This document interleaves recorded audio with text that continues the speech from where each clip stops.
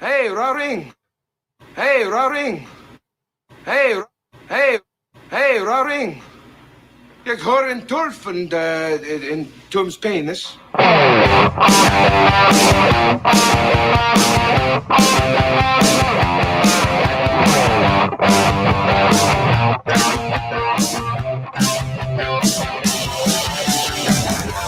Welcome back, ladies and gentlemen, to SEN Live. It is the Schmodown Entertainment Network. I'm me, and you're you. Did you know that? I don't know if you knew that or not. Thought I was going to have people on today, but it's just me again. Nah, I'm kidding. You idiots. I'm just kidding. I got that guy, I got that lady, I got that dude, I got this guy, and I got that lady. So you thought one thing, but I fooled you. So, ha ha ha. All right, let's bring everybody in here. Sabrina Ramirez is here, and we're going to add her. And look, the whole damn crew is here, ladies and gents. And we have a hell of a show today. Hell of a show. I'm going to tell you that we are going to get, everybody's been talking about Tenet.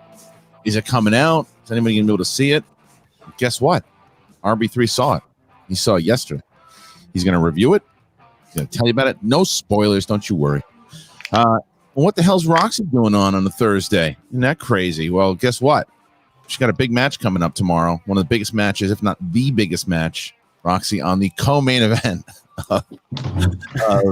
tomorrow. So you heard, I did indeed. Jericho versus Smith. Roxy Striar is here because her competitor, that champion Chris Jericho from AEW, is joining us today. He'll only be in for around 15 minutes or so. He's got a big event today for AEW taping anyway. So as the reason why we moved the match in the first place to tomorrow. So he'll be on to talk for a little bit. So that's in the general area around 11, between 11 and 11:15. We're thinking. Busy man. And we have other things to talk about. A lot of stuff to talk about here today. So all right, let's just get right into this thing. And by the way, so we're not doing Zoom today. So Super Chats has never been more necessary, because like I said, if you guys are able to, we would love to. RB3, is the Schmobot connected to the Super Chat today? No, it's not connected to this. Yeah. Oh, it won't be able to do it through StreamYards, unfortunately. Okay. So anyway, that's why. So we are still going to be taking questions and everything too. And Super Chats will actually, when Jericho's on, we'll be able to see the Super Chats. I can't guarantee, same thing with Kevin, that we can get to all of them. But in order to keep the crew here, we have been very, very lucky from all the great donations that you all have given. So today, if possible, the Super Chat's probably the way to go. Streamlabs.com/Schmodown. You can still ask questions over there, but there's no Schmobot today. All right, let's get into this review, RB3. First of all, I want to hear about the experience. You and Dorian, you guys drive to Vegas at what time? Warner Brothers asked you to come on out, and what's the whole scenario like? But take us through it. So me and Dorian gets invited to see Tenet in Las Vegas by Warner Brothers. It was a pretty last second thing. But I was over the hill excited for it. And honestly, I was kind of thinking of just doing a Vegas trip anyway, just to see the movie. And I have no interest in Vegas, like going to the Strip or anything like that. I have no interest in like partying or doing it or going in big crowds. I just wanted to see the movie. So I was like, okay, cool. If it's going to be a private press screening and it's going to be out there, we can make an experience of it. We can vlog it and it'll be fun. So we went out there. We drove. We ended up leaving LA around early 9 a.m. around 9 a.m. or something like that. Got there. We was running a little behind, so we're driving a little fast. One thing that happened on the way there, we were driving fast, got through California pretty quickly. When we got to Nevada, we did get pulled over. That was a little weird and a little, scary, obviously, with everything happening in the world. But it worked out. Like he just, gave us a little, ticket or citation or whatever. And then we just kept moving. So we got to the theater. We get to we passed the Strip. It's nowhere near the Strip. It's nowhere near like what Vegas is. It's like at some like offshoot mall or whatever. And RB3, this is a Warner Brothers led event. Yes, yeah. So it's like a press screening, and then actually, again, we vlogged about it. You can go to First Cut and watch out today because there will be a vlog dropping today, with the whole thing. But yeah, we got there, and the entire theater was closed out. So when people are asking me like, is it comfortable to go to the movie theater? Is it safe to go to the movie theater again? I really don't have an honest answer because the entire movie theater was closed. The entire mall was closed. Actually, there's maybe a couple of people at the mall that the movie theater was at in general. Right. So it was literally just like only that one IMAX theater that was open. And when we walked inside, there was literally only 6 other people besides me and Dorian in the theater itself. So it was apart and sitting away from each other and stuff. Yeah, so we found the farthest seat away from everybody else and just watched the movie. So it felt very safe for us. And again, we were safe. Like we wore masks the entire time. I kept pocket hand sanitizer on me, so it wasn't like anything. Right. Like we kept it safe, and we literally just drove to Vegas, saw the movie, and then drove right back. Like why did they do it in Vegas and not in LA? RB3, do you know? I don't think they're allowed to open movie theaters in LA. And I think even for premieres or press screenings or anything, I think they're not even allowed to do that. So I think Vegas was the next closest place. And I think what happened is they probably invited a lot of LA outlets, and most people probably just said no. But Tenet is a highly anticipated movie. So it was just something I wanted to see. And Dorian is actually going to be interviewing Christopher Nolan on Geeks of Color. I don't know if I'm like stomping on his announcement or whatever, but he's going to be interviewing Christopher Nolan and John David Washington for Geeks of Color. So you make sure to subscribe to the Geeks of Color YouTube channel for that as well. But yeah, so it was just an opportunity calling. We went to see it, and yeah, it was very safe. The experience itself was very safe. But I'm down to talk about the movie too. You know what I mean? Let's do that. So this is a non-spoiler review, everybody. Yeah. So just to let everyone know, so don't worry if you're worried. He's gonna spoil the movie. He's not gonna do that. This is a non-spoiler review of Tenet. So RB3, floor is yours. Okay, so Tenet. I'm just gonna go off the tweet that I tweeted last night and kind of break it down a little bit. The first thing I said, it was an elaborate mixture of Primer and North by Northwest. Now, if people have seen Primer is a very, very, for lack of a better terms, like complex movie, and it's a little hard and strange to understand. So it's like, so it's kind of, that's what Tenet essentially is. It's like they use this concept called time inversion that is like, and you see it a little bit in the trailers where, I'm sorry, what did you say? No, your audio just linked up. Oh, okay. Oh, my bad. Time inversion, which is like this concept of like, being able to rewind time, and I don't really, it's tough to explain because the movie doesn't really go out of its way to explain it that much through dialogue. There is dialogue and exposition, but honestly, a lot of it kind of comes secondary to the action and to the plot. And most of it honestly is kind of drowned out a little bit by the music. And I know a lot of people had problems with Interstellar for that as well. Like Interstellar had that whole thing where the music was kind of loud in certain places with the dialogue. This movie has that. So if that makes you uncomfortable, this might make you uncomfortable too. But I personally dug it. And not only did I dig the sound mixing and the score aspects of this movie, but just from a cinematic perspective, there hasn't been a Christopher Nolan movie more visually, for lack of a better term, visually spectacular than this movie. Like this movie is big, it's epic, and that's where the North by Northwest comparison comes. Not necessarily by like the plot of like this dude going like, not necessarily about like the plot, but it's an international caper. Like you go to so many places, so many locations. It's big, it's epic, it's huge, and it's massive. But at the same time, it's still like hardcore sci-fi time travel stuff happening here. So I really dug it. I thought it was really, really amazing. I thought the performances from John David Washington was really, really good. His character wasn't necessarily the emotional centerpiece of the movie. It was actually Elizabeth Debicki's character that was more of the emotional centerpiece of the film. And but he was great. Robert Pattinson was great, and Kenneth Branagh is absolutely amazing in this film. Like he goes to if there's probably one actor who will get awards consideration for in this movie, it'll probably be Kenneth Branagh, because he did an absolutely amazing job. So and what about you said you liked the score? It's Hans Zimmer, obviously, right? No, it wasn't Hans Zimmer, and that's what was interesting about it. It was actually White King Louis Gorson who did this, who did the score for this.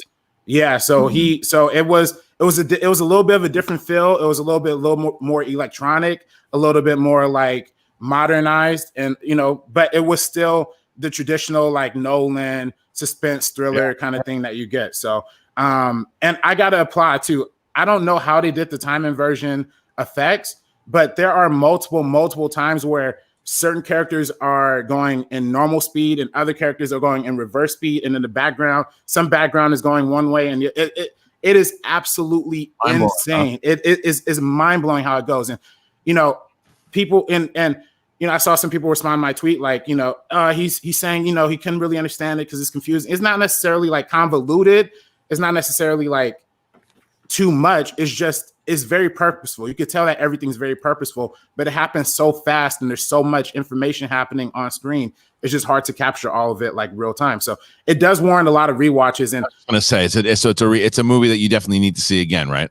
Yeah, I would love to see it again if it wasn't, if it was safe to open movie theaters again. I wouldn't drive out to Vegas again, right. Honestly, for it. But if I had the chance to see it again, I would see it again, because what happens a lot in this movie is that an action scene will kind of start and then you're like, whoa, what just happened? This is so confusing. Yeah. And then by the end of the action scene, you're like, oh, okay, I kind of get it. But like, it would benefit me so much more if I was able to really go back and see what's going on. So let's go old school. Schmo this thing.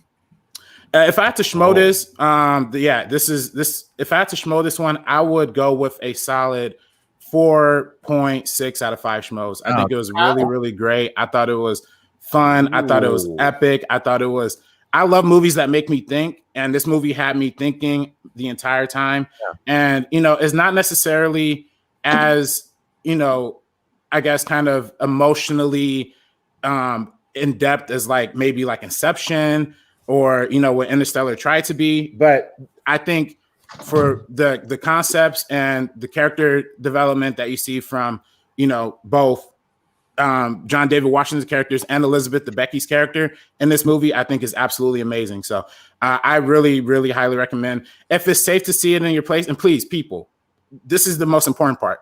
Make sure you wear a mask. Like, please wear a mask. If you're going to make the choice and you're going to make a risk to go to the movie theaters, please wear a mask. But don't try and feel like you need to risk your life or risk your family or loved one's life to see this movie, because it's definitely not worth it. I had a very unique experience seeing it in a very empty theater and all that kind of stuff. So it was very unique for me, but don't feel like, pressure to see it just because you feel like you're missing out on something. It's not worth it for the lives. So. Well, thank you, RB3. That was a great review. Great, RB3. Thank you. Tenet, which is obviously everyone wants to see it, just like RB3 said. Not everybody can see it. So that's the thing, though. How many? So you see, it's such a strange thing, because you and Dorian got a chance to obviously talk about it as you guys are driving back. But normally after you see these press screenings, you talk to other people who had seen it, and you talk to people. It's like you guys are part of like this exclusive club of like maybe 100, 200 people that have seen this movie or something. Or is it open worldwide in some places already? I think it's open in some other countries. Okay. I think it's open in some other countries, but I think it is. Yeah, but in terms of, it was kind of hard not being able to discuss this with people, because this is one of those really fun movies that it would have been fun to just go as you're driving back with your friends, or when you're even in online communities, just being able to discuss it and talk about it. I think really would have benefited from it, and I think this movie would have been an amazing hit if it came out normally, without these circumstances. But yeah. I'm very excited to see it for sure. So thank you, RB3, reviewing Tenet there. And once again, like you said, he's going to have that vlog up for First Cut. So make sure you go on over there and check it out. And as he mentioned, please go and check out Geeks of Color, which Dorian Parks will be interviewing both Christopher Nolan and who else did you say? John David Washington. And John David Washington. Great. So go and check that out. So moving on, this is a topic. Jillian Mansolino, by the way, who does the Certain Point of View podcast, which is a great show for Schmodown fans. You should check it out. She says, starting I should be at Star Wars Celebration right now, 4-day weekend off from work. Cheers. All keep up with me. That is true. Actually, it was funny because Jermaine Lucier also put out a tweet this morning saying, I'm excited to see everybody at Celebration today, and we'll meet everybody. Who am I seeing at Disneyland? And I responded back with that Nathan Fillion tweet about, one of those things, because it's what's supposed to be it. And there's been this is what I wanted to kind of ask you guys. There's been no mention of Star Wars Celebration, any kind of event or anything. And after seeing, and we're going to I guess we can combine both stories here. After seeing the massive success that was DC fandom, is it silly for Star Wars not to do something like this? To start with Rox. Yeah, 100%. I think that DC, who's been made fun of for the last several years because they're following in Disney's footsteps, stealing from Disney all of that BS that everybody keeps throwing around. This is the time that they are actually the ones that are setting the pace. And DC fandom was so much better than Comic-Con at home, and also just it's such a high production value. I mean, I can't rave about the event enough. I think that it would be silly for Disney to not do one of these, for Marvel to not do one of these, for Star Wars to not do one of these. Sabrina? Yeah, I agree. I feel like when I was sitting at home with Comic-Con at home, it just wasn't as engaging. It kind of just felt really, really dull and lifeless. And then the difference at DC fandom, it was something that everybody felt included with, even the way they incorporated fans within it, because that's the biggest thing about these conventions is that it's really about the fans all coming together. So the way they included fans in by asking directors questions and things like that, the production value was great. I think Star Wars should 100% do something like this, but only if they're really going to put their heart and soul into it, like DC fandom did, because they really did set the standard. Reilly? I mean, yeah, I want Star Wars conventions, but how much of it was did they have? I mean, DC has all these movies in production that got halted over coronavirus. What did Star Wars have in the pipe? Sure, we're going to get some Mandalorian stuff, right? But what else? I'm sure they could have done some announcements.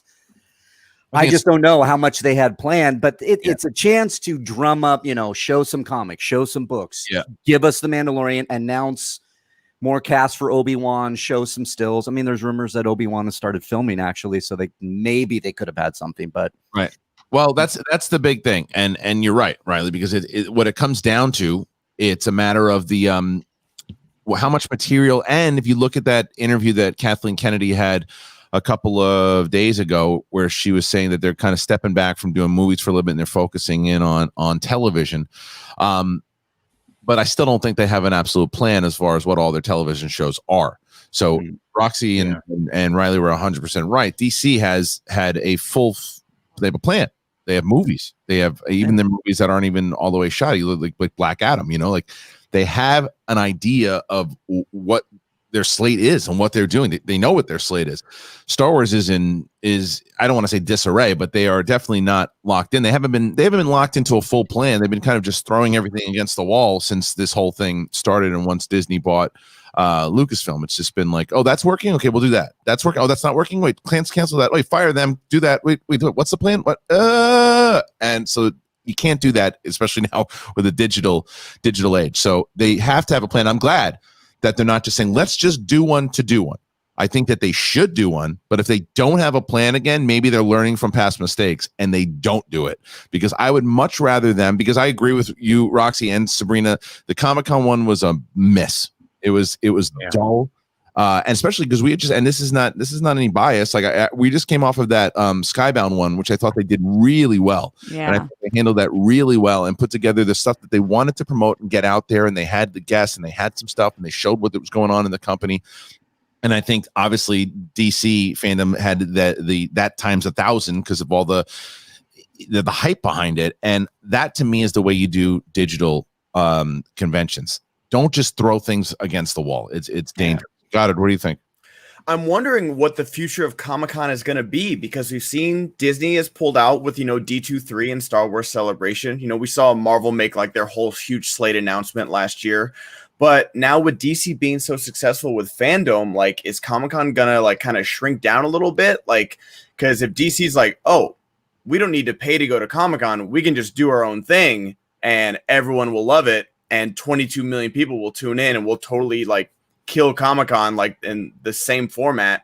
And Disney's probably like, yeah, we're probably going to do the same thing. And now that Sony's breaking off and wanting to do their own universe. Like, are they going to be the only ones left at Comic-Con? Or are they going to be like, you know what, we're going to do a Sony fandom, a Sony Comic-Con? Like, you wonder what the future, because, you know, Comic-Con was just getting bigger and bigger, and it might return to its roots of like just being like these independent artists or smaller properties being there. You can like actually meet people, not like a 6-hour or 24-hour wait at Hall H line. Well, yeah, I think that's absolutely right. I think that actually hearing you say that, it would probably make sense at this point. So they do have more material to combine Star Wars Celebration and D23 together and do like a big D23 panel that they could do. I know it's not supposed to be until next year, but maybe they change that and they do a big Disney thing, or maybe they wait. And maybe they wait until next year, you know, when they have more of a plan for Star Wars, and they have, you know, there's these Marvel shows that are supposed to come out, and they have the new Marvel movies. They'll have more of a clear-cut vision as far as when Black Widow's coming out, and they have all the animated movies that they have coming out. So it maybe would make sense to do what Goddard just said as a full-on, like maybe Disney panel, as opposed to doing a Star Wars one, where DC had the material that they were able to do that. And that's why, did you say, how many, you say 22 million people watch that? 22 million people in 24 hours, 220 countries. Smart, man. Wow. Yeah. Because they led the whole global thing that they did, that really helped, like having all the global aspect, and the fact that it was easy as hell to find. Like Comic-Con at home, the thing that nobody's really talking about is how challenging it was to watch it. Like IGN. You're going to YouTube, you're trying to find things. They're jamming so many things into one panel that have nothing to do with one another. Every panel is over an hour long. Or at least all of the ones that I watched. So it definitely didn't make any sense that what they did. And we now have seen what does work. So prior to this, people could use the excuse, we don't know, we're just testing things out. Now we know it works. It's having under 25-minute panels that are very specific, that have the big stars, that have a good production value. And show something that's going to go viral, you know, and they had that. Talking. Yeah, go ahead, RB3. I was going to say, that's what scares me about having a Star Wars one, right? Because I've been reading, I actually just been getting into the Bob Iger book, Ride of a Lifetime. Yep. And I got to the Star Wars part, and it kind of fascinated me how I really didn't know this. When they brought Pixar had a production plan already laid out for the next few years. When they brought Marvel already had a production plan laid out for the next few years. When they brought Lucasfilm literally had nothing. So like they were kind of starting from scratch pretty much from the beginning, except for the outlines that George gave them, but they kind of threw those outlines out. So that makes a lot of sense, actually. Marvel and Pixar were just off and running before Disney bought them. And remember when we were on Jedi Council, and that was one of the reasons that I sort of said, why am I doing this? When I was doing, because I would say Jedi Council, and it wasn't a matter of being negative. It was a matter of looking at it and saying this company doesn't have a plan. They do not have a plan. Like every one of those movies, whether you like them or not, you can't say that all three of those movies tied in. It was like, okay, let's try to tie some stuff there. I think the only movie that I had seen so far, well, minus Rogue One, because it obviously ties into episode 4, but the only movie to me that looked like it was actually following the stuff that came before it was, if it's completely true, the Trevorrow script. Now, whether or not it would have been good or not, I have no idea. But that script was taking stuff that was set up from Rian Johnson and J.J. Abrams, and then wrapping it all up into one thing and not disregarding what came before him. And then they said, no, let's bring back J.J. And J.J. said, I'm not following any of the stuff from Last Jedi. And there you go. And there's just like, you do the movies you wanted to do, you do yours. And they still don't have a plan. The only thing, and Mandalorian certainly has a plan, and I think that's why it's been so successful. So it doesn't surprise me that in Iger's book, there was no plan, but he didn't continue on with one because they certainly didn't have one. Not that it was his job. I am surprised they didn't just do a Mandalorian event this weekend. Like, I feel like even if it was just 3 hours, 4 hours of, Taika Waititi coming in, James Mangold coming in, Jon Favreau coming in, Deborah Chow in there, like all these people that made season 1 so good, like that roundtable they had with Filoni, do that, and then finally give us a trailer. Like literally it's a 2-3 hour event. Everyone would have tuned in for 2-3 hours and loved it. Like I'm very surprised. Like that is like the one concrete thing they have. You can talk about the Cassian Andor and the Obi-Wan series. Like, yep, we're doing those, and that's it. But to me, 2-3 hours is so long, Ben. Do me a favor. Send Ken Knapsack the the link. See if he wants to come in here and talk about what's wrong. I know he defends everything. He send him the link. We can actually have a nice debate over here. But I just going back to this, D-Train said I sent this through the Schmobot, but RB3's review makes me want to go see Tenet on Monday and instead of a couple weeks from now. But all IMAX showings are almost up to capacity next week. I don't know what to do. Like RB3 said, you wait and you do it when it's safe. And like he had a very different experience from everybody else because he was invited to this screening. It was like him and 6 people in there or something. Yeah, literally me and Dorian were like person 7 and 8. So yeah, so I want to see movies like that. Yeah, I'll go with that, but I will not go to give me my own row capacity. Yeah. So that's what was frustrating. Well, that no one literally said that we can't do drive-ins with Tenet. Like, cool. Yeah. Thanks, man. That's the thing. It's really tough because you never know what you're going into. Like I turned down the Tenet screening just because I didn't know how many people, if they were actually going to follow guidelines. And I regret it after hearing about the fact that there was only 6 people in a whole theater. Like that's really great, but it really comes down to like keeping yourself healthy, keeping everybody around you healthy, and that's the biggest thing. So if your theater is following guidelines thoroughly and you feel comfortable enough, definitely go see it if you really, really want to. But I just don't know. RB3, if you hadn't seen it at the screening and like you had no idea what to expect from the film, would you have still gone to Vegas just to go see it?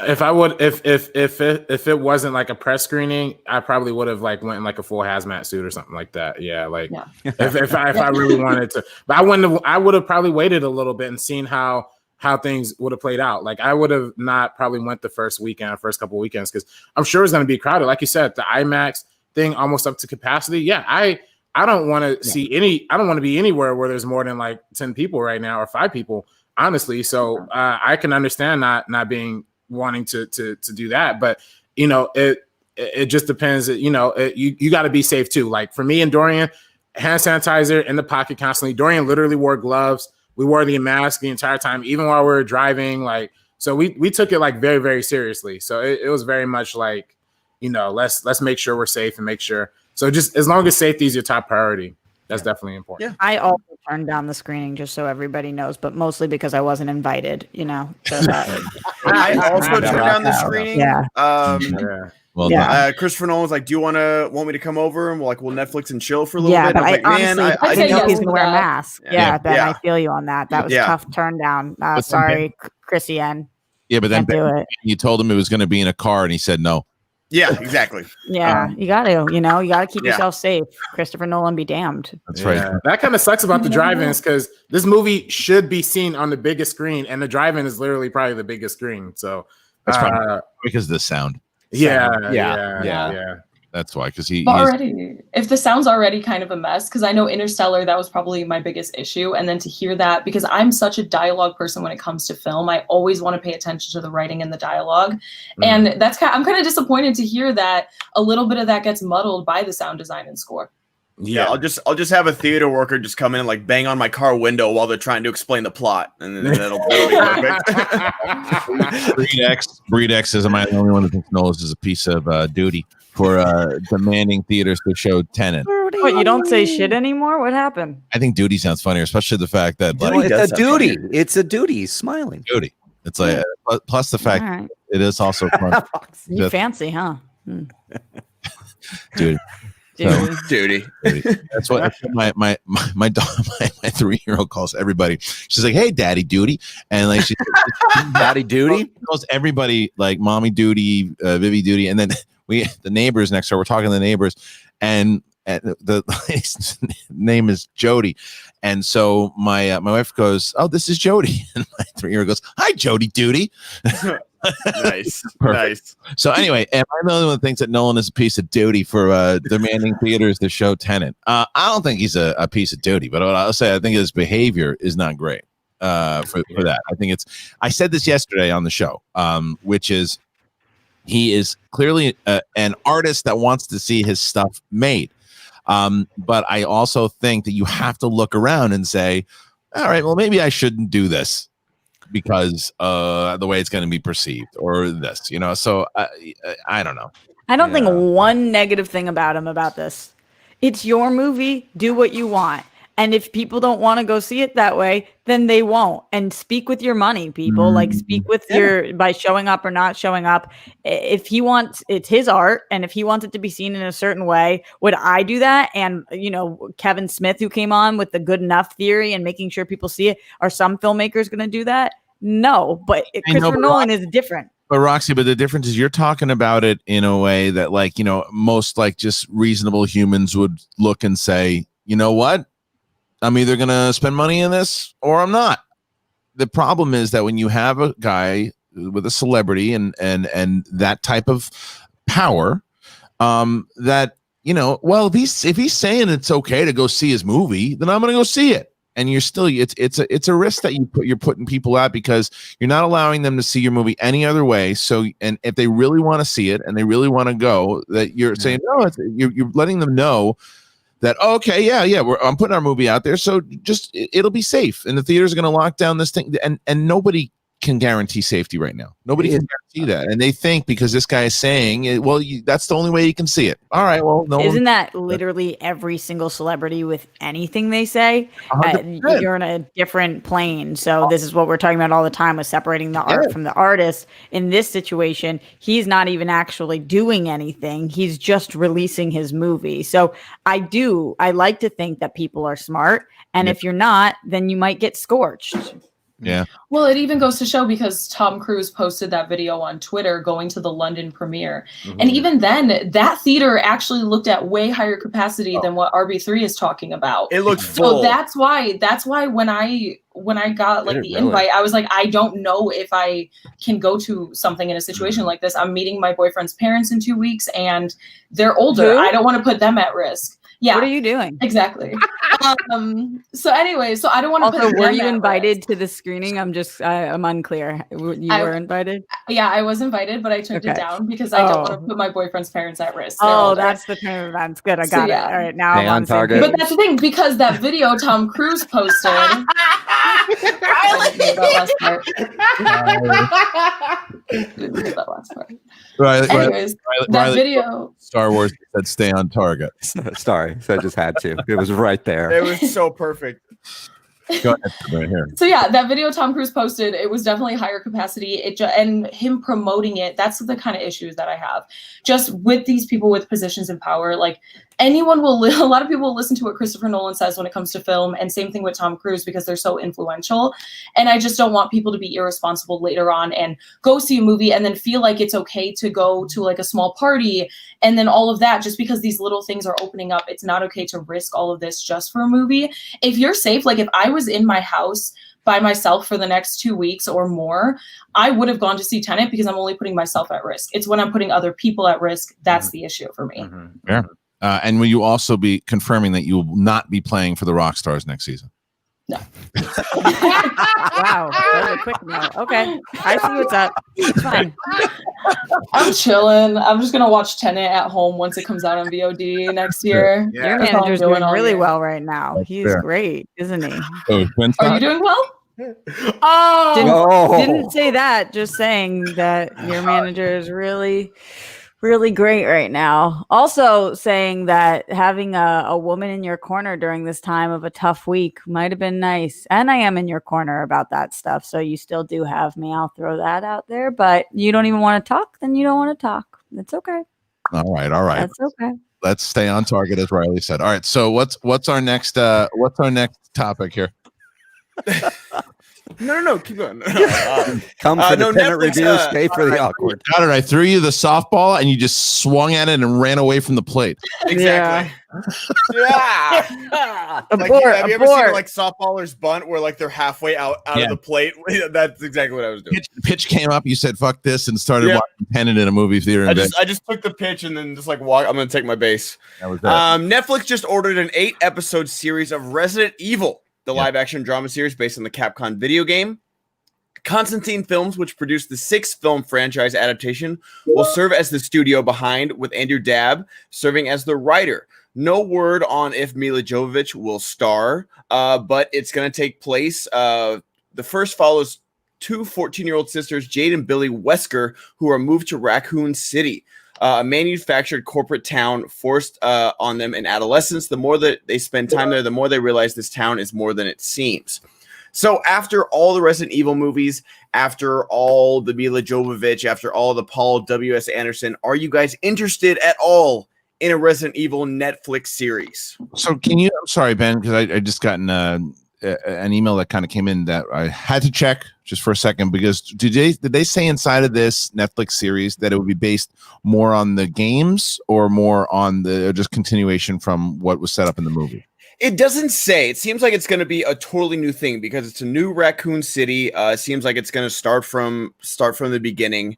Yeah. But what this guy says to the ailment, this is what I want to see, because I remember playing the first Resident Evil when it came out, and I was like legit scared of that game, like in a good way, when I was playing it like you're supposed to be. I want to see that, because the movies became, I don't know what the hell they became, but it became ridiculous. I want to see that. I want to see the first two games turned into the series. That's what I would like to see. RB3, what do you think? You love the Resident Evil movies? I actually do like the first Resident Evil movie a lot, and I think the games are actually great material to mine from, especially now. I feel like we haven't seen a good vampire, or I guess not necessarily vampire, but we haven't seen a good horror-based action kind of movie in a long time. Like last thing you can really think about is Underworld. For me, but that's why I brought up the vampire thing. But there's not like that franchise anymore. I think this is the perfect opportunity to just kind of give that like edgy,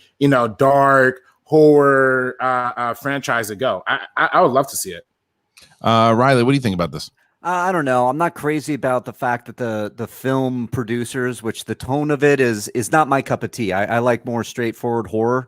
And if Netflix is involved, and we're getting a Haunting on Hill House kind of straight, like really straightforward, go to the source material of those video games, those first ones, which is confined spaces, true horror, then I'm interested. If you're going to just do the movie on Netflix, I'm not interested. Yeah, I agree with you 100%. You guys know, I think you guys know this, that the person that's directing the movie, the Resident Evil reboot, is a dear, really close friend of mine. The guy who did 47 Meters Down. And do you know what the tone is then, and like what they're going for? I know a little bit more. I don't want to put my foot in my mouth and say something I'm not allowed to say, but I am really, really excited about the movie.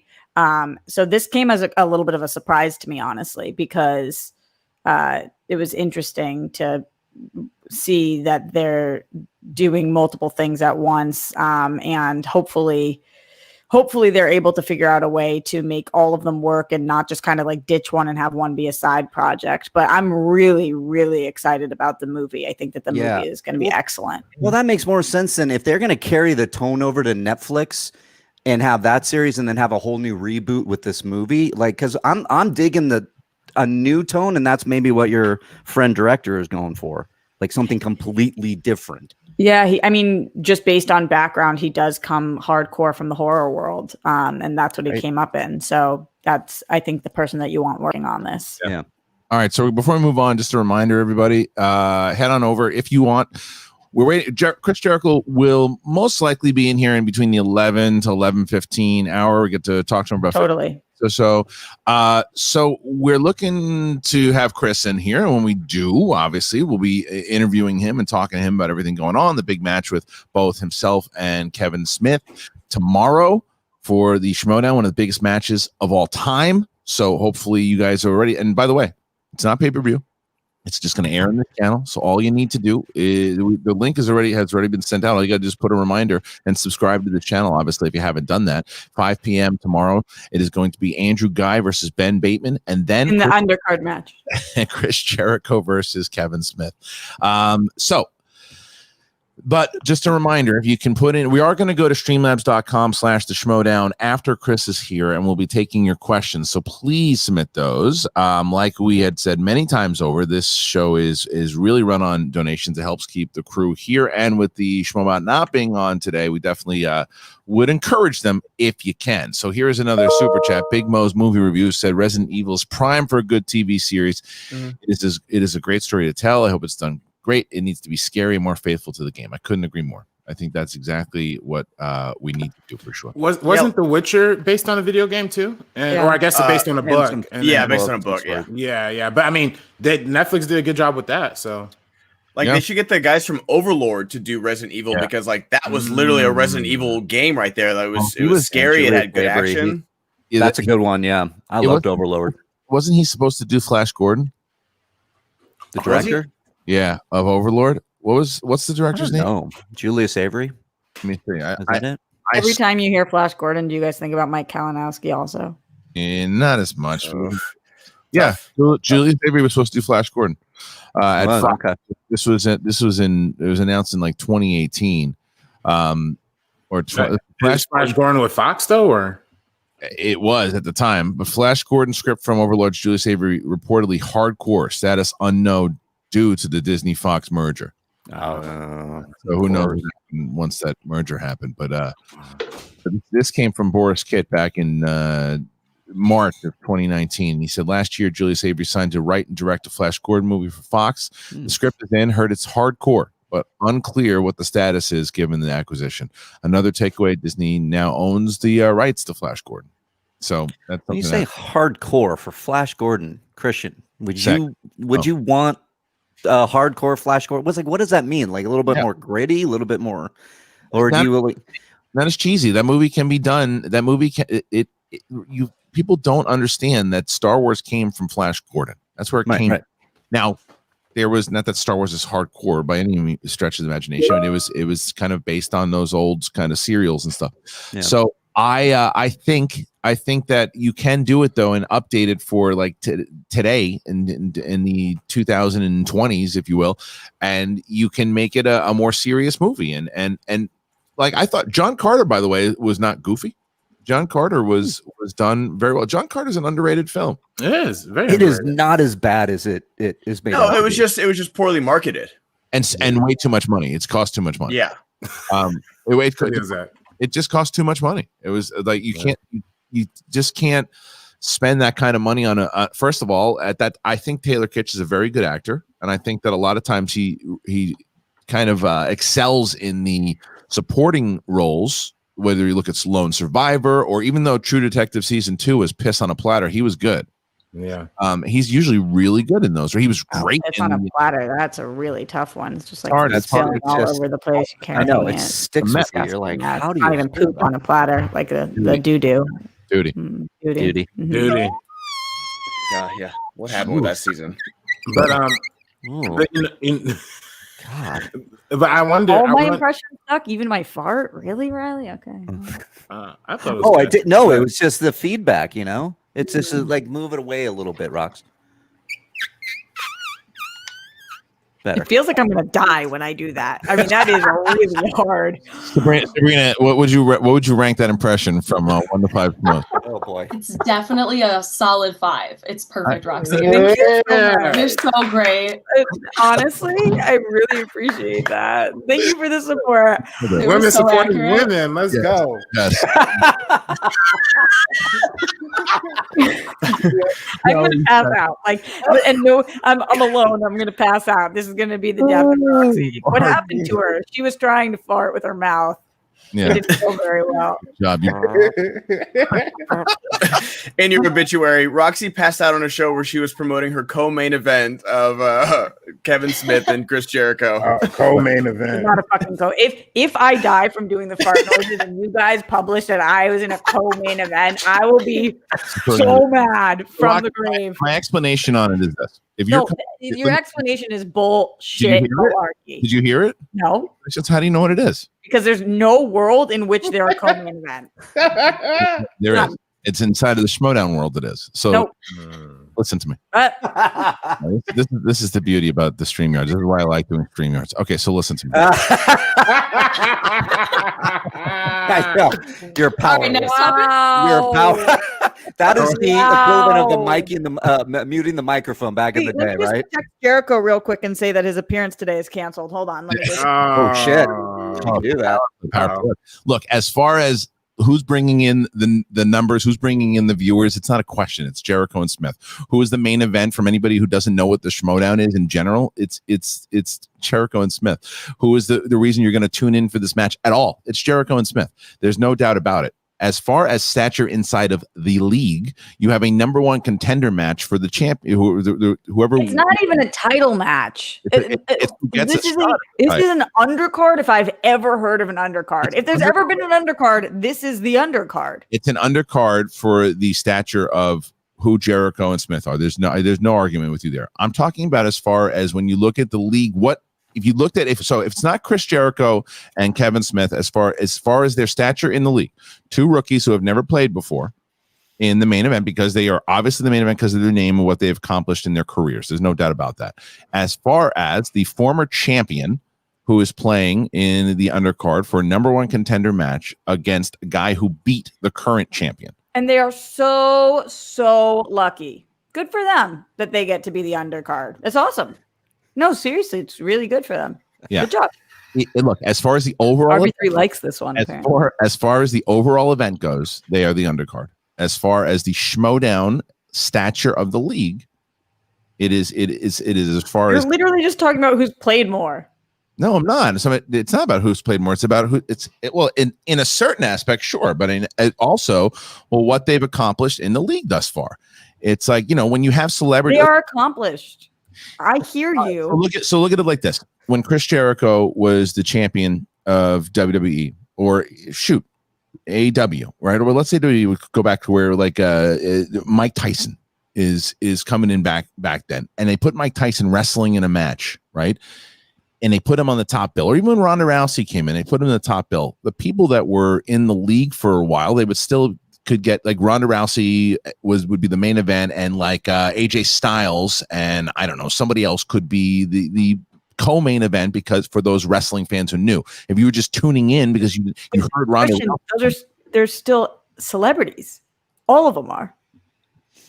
Yeah, but you're looking at, that's not what I'm talking about. I'm talking about the league itself, to the fan base. I'm not talking about outside. I'm talking about the fan base themselves. But either way, Jericho and Smith is there's no doubt about it. They are the attraction. They're the reason why people are going to tune into that match. There's no doubt about it. You understand what I'm saying?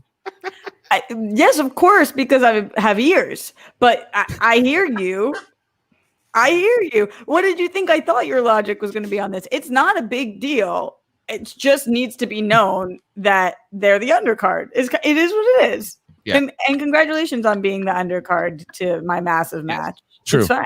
I guess it's also to where I could start falling on your side, is where they're a really popular band that just happens to be on they're opening for the Rolling Stones. Totally. I saw the Foo Fighters open for Obama. You think the Foo Fighters are undercard? Not in general, but in this match, yeah. Yeah. Obama's king. All right, what else do we got here? What's next?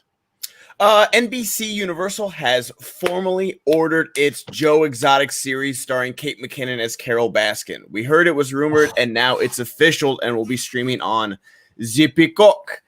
Based on the Wondery podcast of the same name, which became a cultural event, Tiger King series. The story is based on the events following Carol Baskin, played by Kate McKinnon, a big cat enthusiast who learns that fellow exotic animal lover Joe Exotic is breeding and using big cats. So we all saw Tiger King. Is this too little too late? Like, by the time this series comes out, is it going to be too little too late for this? It's a massive pass for me. Massive pass for a lot of different reasons. One, because it is a little too late with the comedy we got out of Tiger King, and how crazy it was, because these people were real. And the only time that, I think Kate McKinnon is one of the more talented comedic actresses out there. My problem with Kate McKinnon is she's falling into the same traps of everything that she does. I just watched Saturday Night Live with her recently. It was who was the host? It just showed it over the it was Adam Driver. They just replayed the Adam Driver episode from this January.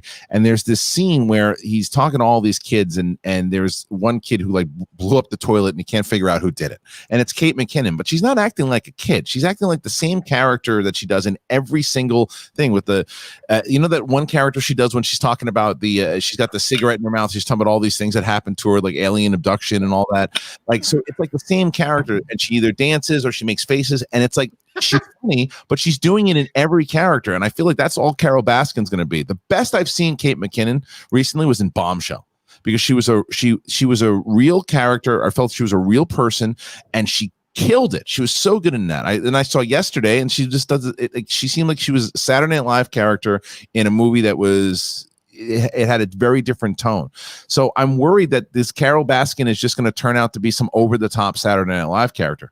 Could be absolutely wrong. Well, the good thing is, Kristian, Carol Baskin is over the top. So I do think that Kate is starting closer to Carol Baskin than Roxy. She's an over the top character. There's no doubt about it. As far as like her how bizarre she is, but she wasn't like and doing all that stuff in the right. Like low key is. Am I right? Like, you look at her facial expressions are so strange and unique. Like I do think that Kate McKinnon is a mimic, and she's very good at looking at somebody and then transforming into them from the outside in. And I think that Carol Baskin has enough weird shit going on with her face and her movements and her mannerisms that Kate's going to be able to take that. Because I'm with you, Kristian. And by the way, we saw those two movies together. And yesterday, we looked at each other like, oh, no. Yeah. Oh, no. So I'm with you that sometimes she cannot show up. But I think specifically for this character, there's enough quirks that she's going to be able to hold on to that, because she's always got to do something. Well, I guess my concern is very similar to the concern I had with Payne and Gain, right? So Payne and Gain to me it's a well-made Michael Bay movie, but I don't like it because of the goofiness that they spin around a real murder and I don't feel like Michael Bay is very considerate to the families of what happened to these people. And there was even so much that the families were very upset about the way it happened. Now, Carol Baskin has not been proven to have murdered her previous husband, but a lot of people think that she did, right? Yeah. So what I'm worried about is they're going to go, I don't know.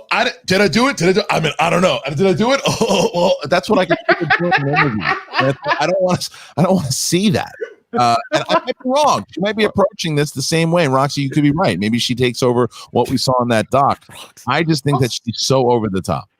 And also the thing is, all of these people are kind of bad people. I just don't really want to be giving them another platform to be like celebrated and memed and everything like that. People pay Carol Baskin like $300 to get a cameo out of her. I don't want any more of that going forward. And I also think this is definitely too little too late. I think the success of Tiger King came from us starting out quarantine. I think that was the biggest thing. I don't know if it'd be as big if we weren't in that position. So there's just a lot of reasons why I'm completely not interested. This is on Peacock. I already don't have Peacock. I'm definitely not going to get Peacock to watch something like this. All right.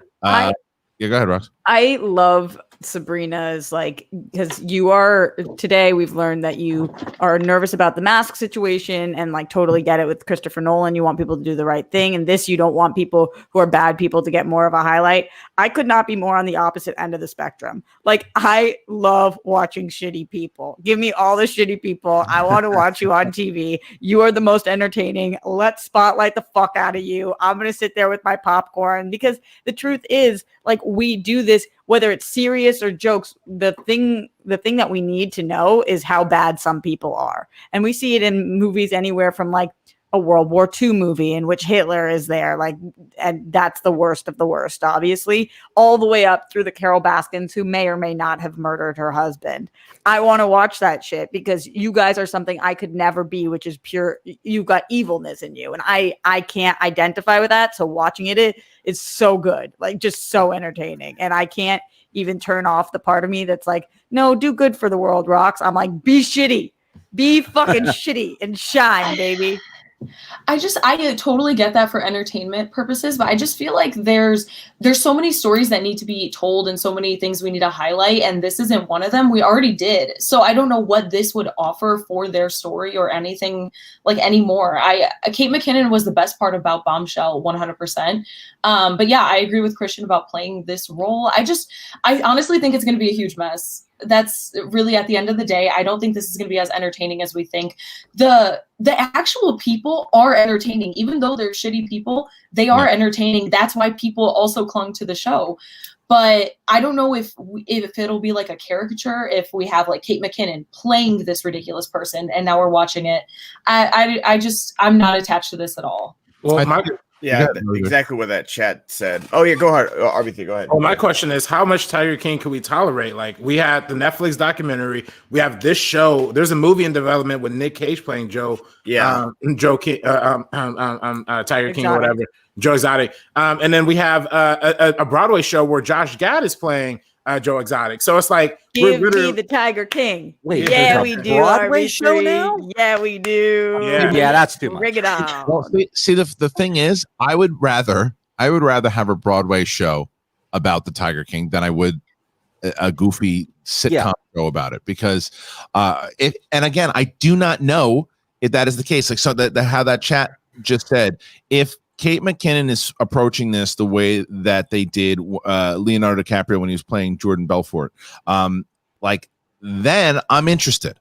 And if she brings in that kind of performance that we saw at a Bombshell, and there's more seriousness of this rivalry that she had here with Joe and what actually happened, and they're actually telling the story, and they're not just capitalizing about getting really goofy and silly because, hey, everyone thought the Tiger King was so bizarre. This looks like something that I could do on Weekend Update. It's like, that's what I don't want to see. But the Broadway play to me seems like something that they could do, that it's just like, okay, they're doing a Tiger King musical. Did you guys hear the song? Go get a mug. Yeah. Kristen Chenoweth put out like one of the songs from the Tiger King musical. I had me in Chenoweth's tears. in it. Oh yeah, that's going to be ridiculous. Come on, bring it on! Like, I want all the Tiger King, and maybe it's not for you guys. This is like for the me's of the world who are psychotic. It's also, I just don't want Joe Exotic and Carol Baskins getting all this money. Like, they're shitty people. Like like Joe Exotic, like, it's like brainwashed two dudes into like suicide. Like, they're not good. Totally fucked up.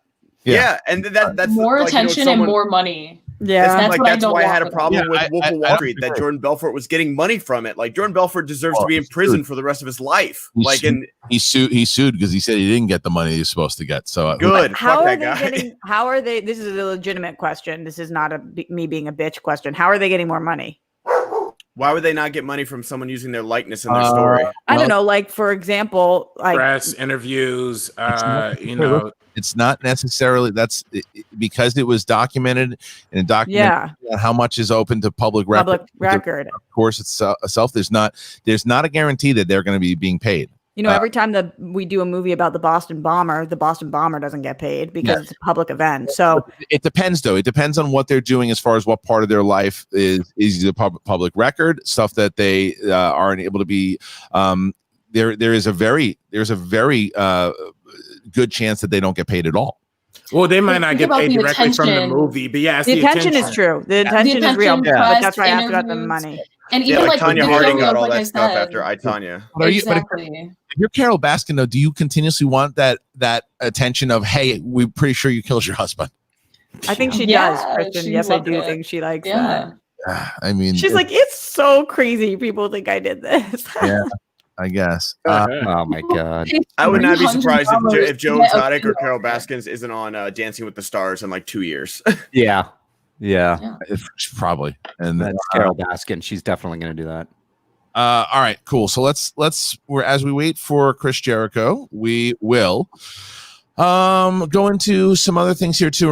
Reminder to everybody, go on over to streamlabs.com/theschmodown. Once the crew comes back and after we have finished up with Chris, we will take your questions. So go to streamlabs.com/theschmodown, and anything that you want to talk about. Reminder that tomorrow we have the big match with Chris Jericho, Kevin Smith, Ben Bateman, Andrew Guy. And don't forget also that yesterday, if you didn't see it, no spoilers, you should go and watch the match between Mike Kalinowski and Perry Nemiroff. And then today we have Chance Ellison versus David Del Rio. So that's another one. Roxy's got 2 in a row. It could be a big weekend for the Rock Stars. Going to the Jericho Smith match, can I ask you guys who you're rooting for or who you guys think is going to win? Yeah, I'm curious, you guys. Yeah, who are you rooting for? I'm not rooting for anyone in particular because I still think that it's a matter of them being like I talked about this on Booker T's show yesterday. It's very surreal to me that they're both doing it. And not that it's a celebrity match, because it's not. They're part of the league. And that to me is great, and it also shows what we've all built together, that you all take it so serious, that the love that Mark and I put into it in general carried over to these 2 big stars who said, well, we want to do this too, and now they're playing against each other. So that part of it I'm very excited about. So I'm not rooting for either one, but I'm also not going to ever count out Chris Jericho at all, because he has accomplished so much in his career. And this is what I said, Rox, is like, he said, you know what, I'm gonna be a rock star. He became a rock star. I'm gonna become a champion. And because when he became a superstar in the WWE, the wrestlers were like 6'5", 6'6". He's not 6'5" and 6'6". He didn't have that traditional build of what Vince loved. And he did it with his personality. He did it with his amazing mic skills. And he became one of the most decorated wrestlers of all time. And he's still doing it. And he's still doing it great. So if he tells me I'm going to be Movie Trivia Schmodown champion, who the hell am I to say you're not going to be? He certainly could be. On the other side of that, there's Kevin Smith, who is just, a movie encyclopedia, and a guy that has been pop culture references, movie references. So I think the edge goes to Kevin Smith, but I'm certainly not going to say that Jericho doesn't have a chance, because I think he's got a good chance. What about you guys? Yeah, I'm in that same camp. I want a good game. Like, we've seen players like, struggle with rules and stuff like that. And I know like Roxy and Corey are both drilling the rules and like how the rounds go and everything like that. But I think it's going to be a fun time. And like Kristian said, like I was on Twitter last night, Kevin Smith retweeted Coy's promo. Like it's so crazy to see that like these guys are so into it and are so ready to play and so excited to play. So I like this has been coming for so long. The fact that like it's tomorrow is still surreal to me. So I'm super, super excited. Yeah. Oh, go ahead, Sabrina. Well, I'm just excited to watch the match in general. That's the thing. I think it's going to be great. I think it's going to be a blast, but I am going to give the edge to Kevin Smith just because I'm a huge fan. So I do really want to see him take that W. Shocked that you're rooting against the Rock Stars. Shocked. It's Kevin Smith. Sorry. Shocking. Surprising. Right. Yeah, you're surprised. I'm also rooting against the Rock Stars. Okay. Shocked. Shocked and hurt. Yeah. No, Rocks, come on. When I want, like a lot of people want, when you have your a competitor that you love, that you follow, and you want a good match, you want to see it go down to the last question, the 5-point question. You want to see your guy or girl get that 5-pointer and win the match in one of the greatest matches ever. I want that. And I would love to see Kevin Smith, because way back when I saw Clerks, and that it was a big part of it that changed my life as a writer.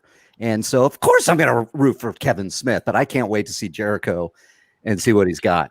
This is going to be so much fun. It's a lot of back and forth here too. People are saying I'm calling Jericho for the win. A lot of people like Booker T took Jericho. We did a lot of Schmodown competitors who had sent in their predictions, and it was a little bit. I think a lot of people thinking Smith, but there were a lot of Jericho ones too. So it's going to be. Man, it's going to be so good. I can't wait. I hope it does go down to the 5-pointer, and then I hope that we wipe the floor with him. RB3, you got anybody? 5-pointer, yeah, you got yeah, actually, I might have to actually say I'm actually have to go with Jericho maybe a little bit on this one, only because my only friend. You're my only friend. Only because when you notice like when athletes get involved with the Schmodown, like Andres Escobar, you know what I mean? Like he took the game seriously, and he studied. And he had that competitive drive that took him to the next level. And Chris Jericho is a AEW champion, so he might just turn it on, and he might just go into full competitive mode. He might take over that Kevin Smith category and know the Kevin Smith category better than Kevin Smith. You know what I mean? You just never know. So that's one thing that I'm looking forward to. Meanwhile, Kevin Smith, I think he's a very knowledgeable guy, but I think he might get a little stumbled by like the 15-second format of like the questions or whatever. So I don't know. That's just the only place I will land on that. But again, Kevin Smith is literally influenced a lot of my creative path going into this industry and stuff like that. And his movies have been very influential to me as a writer and as a storyteller. So it's hard for me to say like it's not obviously going to be Kevin Smith, but you know, I'm just going to give the tiny edge to Jericho. I mean, it is back and forth. We put up polls everywhere, and it was really close. Smith with just a small edge, but it's been very close. It was interesting about that, Kristian, because when we first announced the match and you were putting up polls, Jericho was getting no votes. I mean, Kevin Smith was just getting 95% of the votes, and now people's tune is seemingly changing, and that's interesting to see. I wonder what that's about as we're getting closer. People are like, can Smith pull this off? And I bet you he cannot.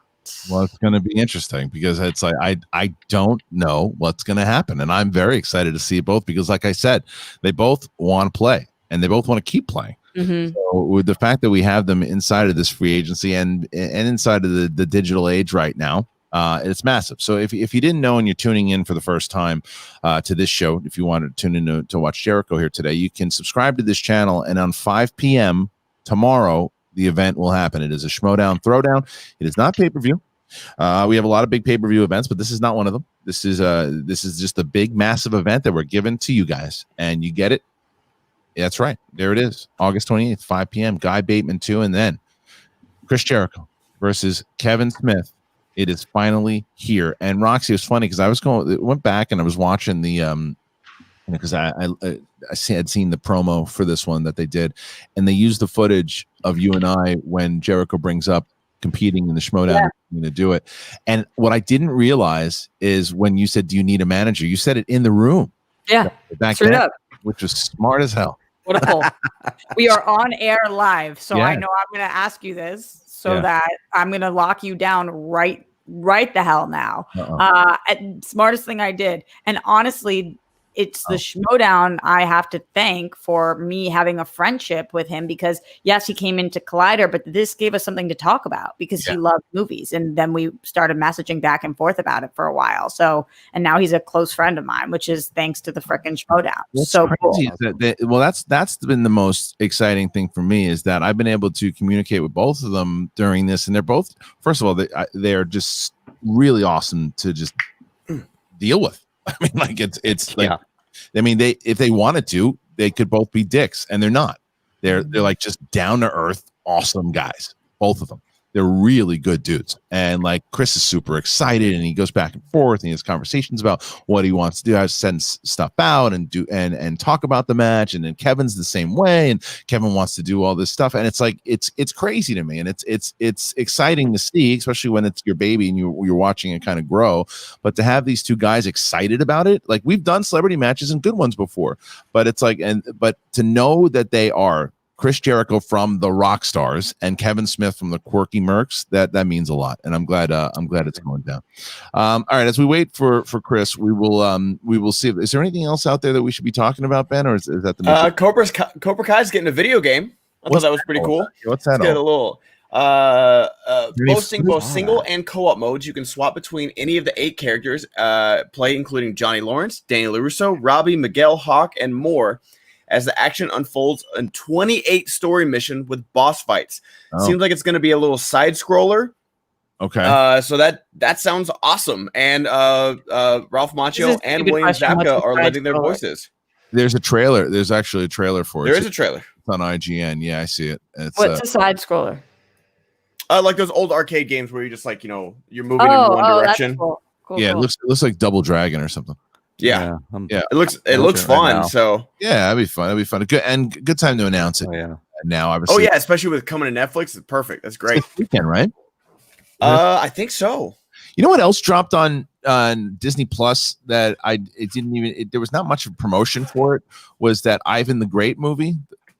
Yeah, how was that? I haven't watched it. I'm gonna watch it with my dog for the weekend. Yeah, it just dropped, and I looked, and I remember seeing the trailer for it because it's Bryan Cranston, Angelina Jolie, Sam Rockwell. It's got some big names in it, and it's like exclusive for Disney Plus. And I remember seeing the trailer for it, and then I saw it popped up on the screen of Disney Plus, and I was watching something with my daughter, and then I said, "Oh, I guess that trailer again." They're like, "No, available now." I'm like, "What the hell?" Like, that just kind of dropped like like that. So, so with the one and only Ivan, Whitney Seibold saw it and said it's meh.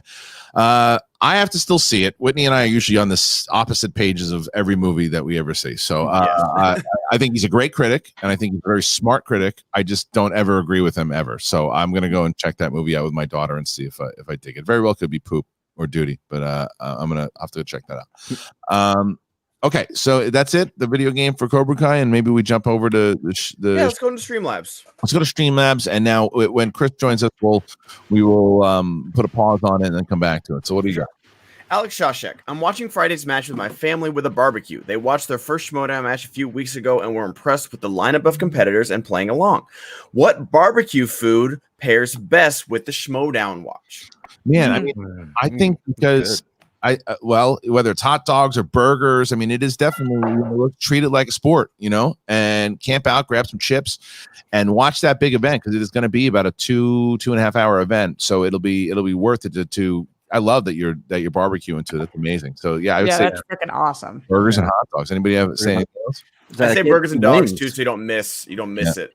Yeah. Well, I mean, listen, it depends on how you do things. Now, if you want to get up early and you want to get some ribs on the grill before the match starts, RB3. By the time you get to the big Jericho Smith match, the ribs will be ready. Boom, you munching down on ribs, all the things going, or you go with some wings. You can never go wrong with wings. Are you smoking or grilling the ribs though? That's the thing. Yeah, see, that's a big thing too. So, just smoke the ribs, and then maybe grill some. If we're going all in, grill some steaks too. Oh yeah, some kebabs too, because again, corn on the cob, baked potatoes, walk around. Yeah. If you're in Chicago, get like Italian beef, like all of that. Get the Chicago hot dogs. Get every single thing from Portillo's. Have your entire family over. That's what I would do if I was in Chicago. Absolutely. C3P Diddy. 2 messages. Hey everyone, hope all is well. Me and a missus had a comedy marathon yesterday. Clue, MacGruber, and Big Lebowski. If anyone needs a pick-me-up laugh, go watch the sex scenes from MacGruber. Yeah, and I'm going to cut you off for a second. And I'm going to drop you guys out for a moment. I'm going to drop out the crew. We'll see you guys in just a little bit. So just drop out. Excuse me for a moment. All right. Ladies and gentlemen, joining us now, massive match happening tomorrow for this Schmoedown, but also a lot going on in the world of the AEW that I want to talk to you guys about. He is Le Champion, the one and only. Chris Jericho is here. What's up, Chris? How you doing, bro? I'm here. I'm masked just in case. Oh, we lost him. He's back. Wait, let's see. Wait, you kicked him out because you're anti-mask, Chris? No, I am not. Sabrina wouldn't like that. No, well, let's. Chris Jericho is here. Chris, where are you right now? Can you hear me? Can you see me? Hold on. We're good. With both. Are you? So are you? You got the big event going on today? Yes. You can hear me yet? Not yet. Hold on a second. Well, we are joined here by Chris Jericho. In just a moment, we will have him. There he is. So you guys got a big taping today here on AEW, yeah? Hi guys. First Hi, honey. Good to see you. Thank you. It was hot outside. Check out, I wore a white shirt and my spray tan soaked through. So that's the real backstage experience here for this show today. So I'm doing good. I am here in Jacksonville, and I'm ready to do TV tonight. So, before we get into the Schmoedown match, I did want to ask you, last time when Roxy and I first interviewed you for Collider Live, it was right as AEW was getting going, and obviously you guys have just been kicking so much ass over the last year. Is this so? What has your experience been like since you've been with the company? Has it been like, as far as creativity about what you've been able to add, this part of your career and everything that you've already given to them? Have you been pretty excited with this year in AEW? First of all, am I the only one that's getting the weird echo there? Is my Wi-Fi terrible? Yeah, I think it's on you. I think it's the Wi-Fi. Yeah, I'll do this. Maybe this will help out. Let me try something else here. I'm going to hang up and try back. Okay. Wow, he's in such a hero pose. I don't want it to go away. Look at that. Never does it freeze well on me, but on him, he's like, yeah, RB3, exactly. We'll bring him back in a second. So, but anyway, yeah. So I'm very curious because you had that.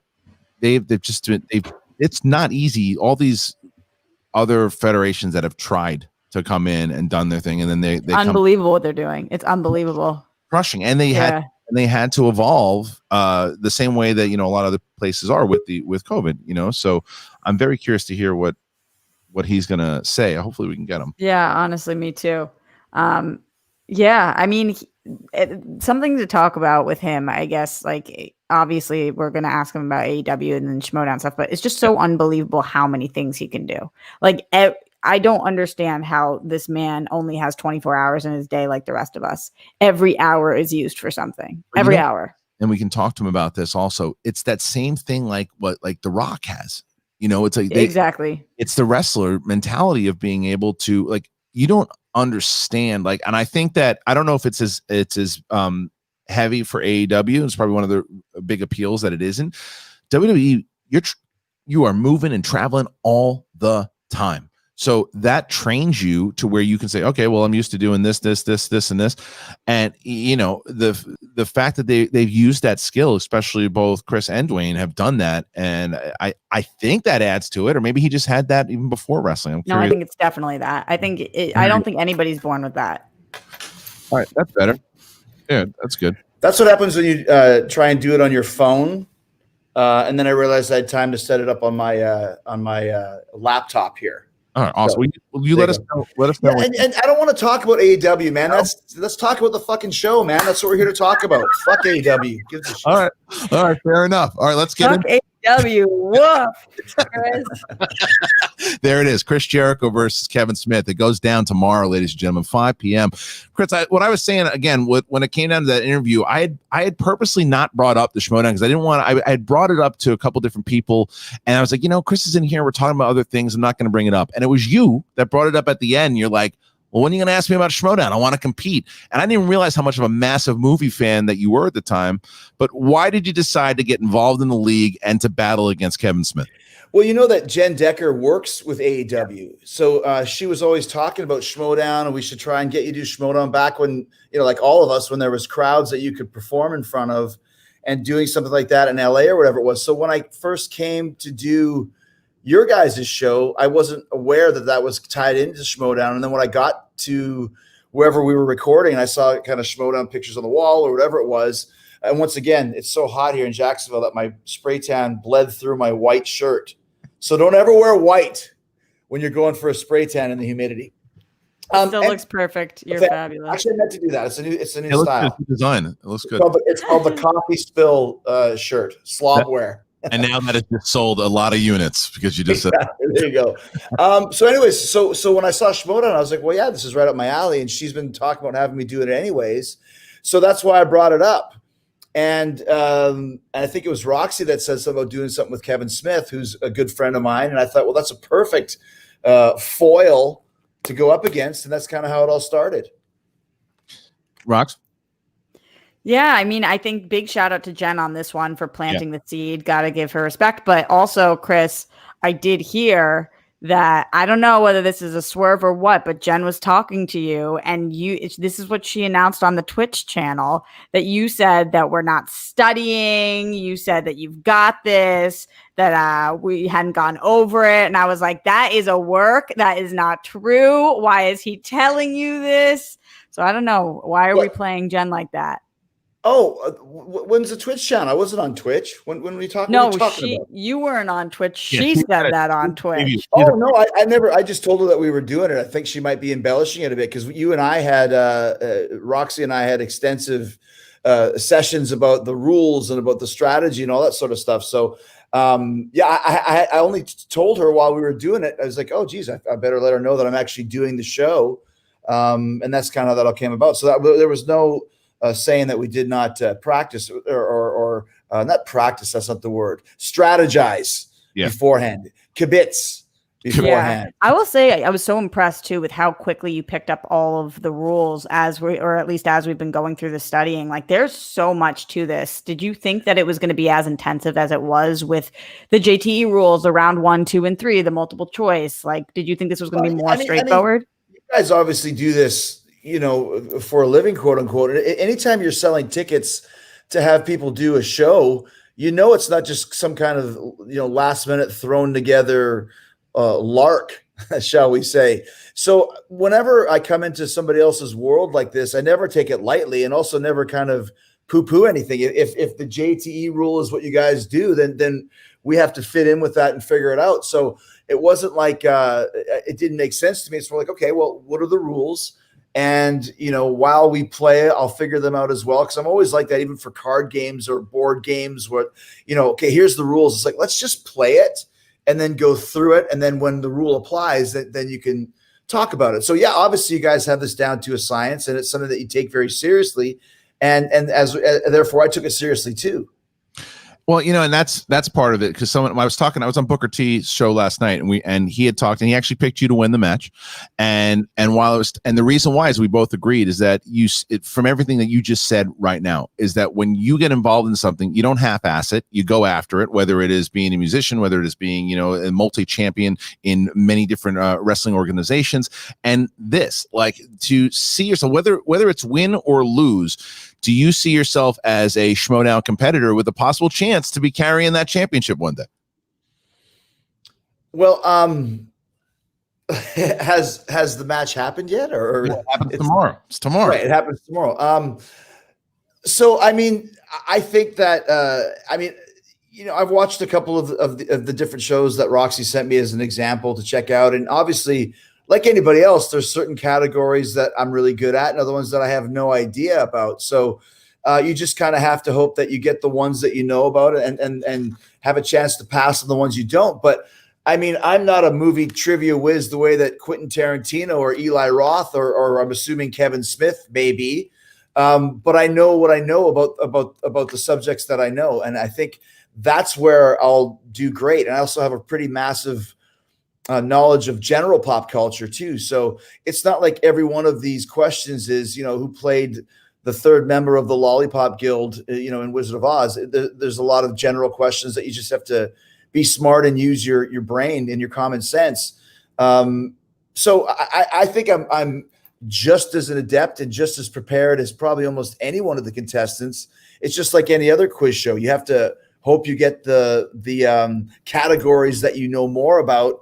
And if you happen to get a category that you don't, hopefully it's something that's within your wheelhouse, or just use your common sense to answer it. RB3? Well, yeah, that gets me into my next question. Obviously, we saw my co-host partner, Andres Cabrera. He had an amazing run in the Star Wars tournament this year in the movie Trivia Schmoedown. And he contributes a lot of his success to the fact that he was a swimmer back in the day, that he was a competitive swimmer back in high school and college, and that, that competitive mindset really helped him hone in for the Schmoedown. Do you anticipate maybe honing in, your championship, AEW athletic mindset into this match? Do you think we're going to see a little bit of that? No, absolutely. That's the dumbest thing I've ever heard. He's swimming, and that gives him Star Wars knowledge. It's the dumbest thing I've ever heard in my life. Your friend's an idiot. I think more along the lines, yeah, you're competitive, but either you know the answers or you don't. And this is, 40 odd years of being a massive fan of all these different movies and not just watching them, studying them, reading books about them. Horror movies is kind of my forte in some aspects, but I was the kid that was reading about Hammer horror films when I was 8 years old at the library in grade 3, asking if they had any more books on Hammer horror films. And they're like, Hammer horror films from 1968? What are you talking about? This is Winnipeg, Canada. We have an Archie comic if you want to read that, which I'd be great at too. If there's an Archie comics category, I want that one as well. And second of all, has anyone ever told you that you look like Patrice O'Neill?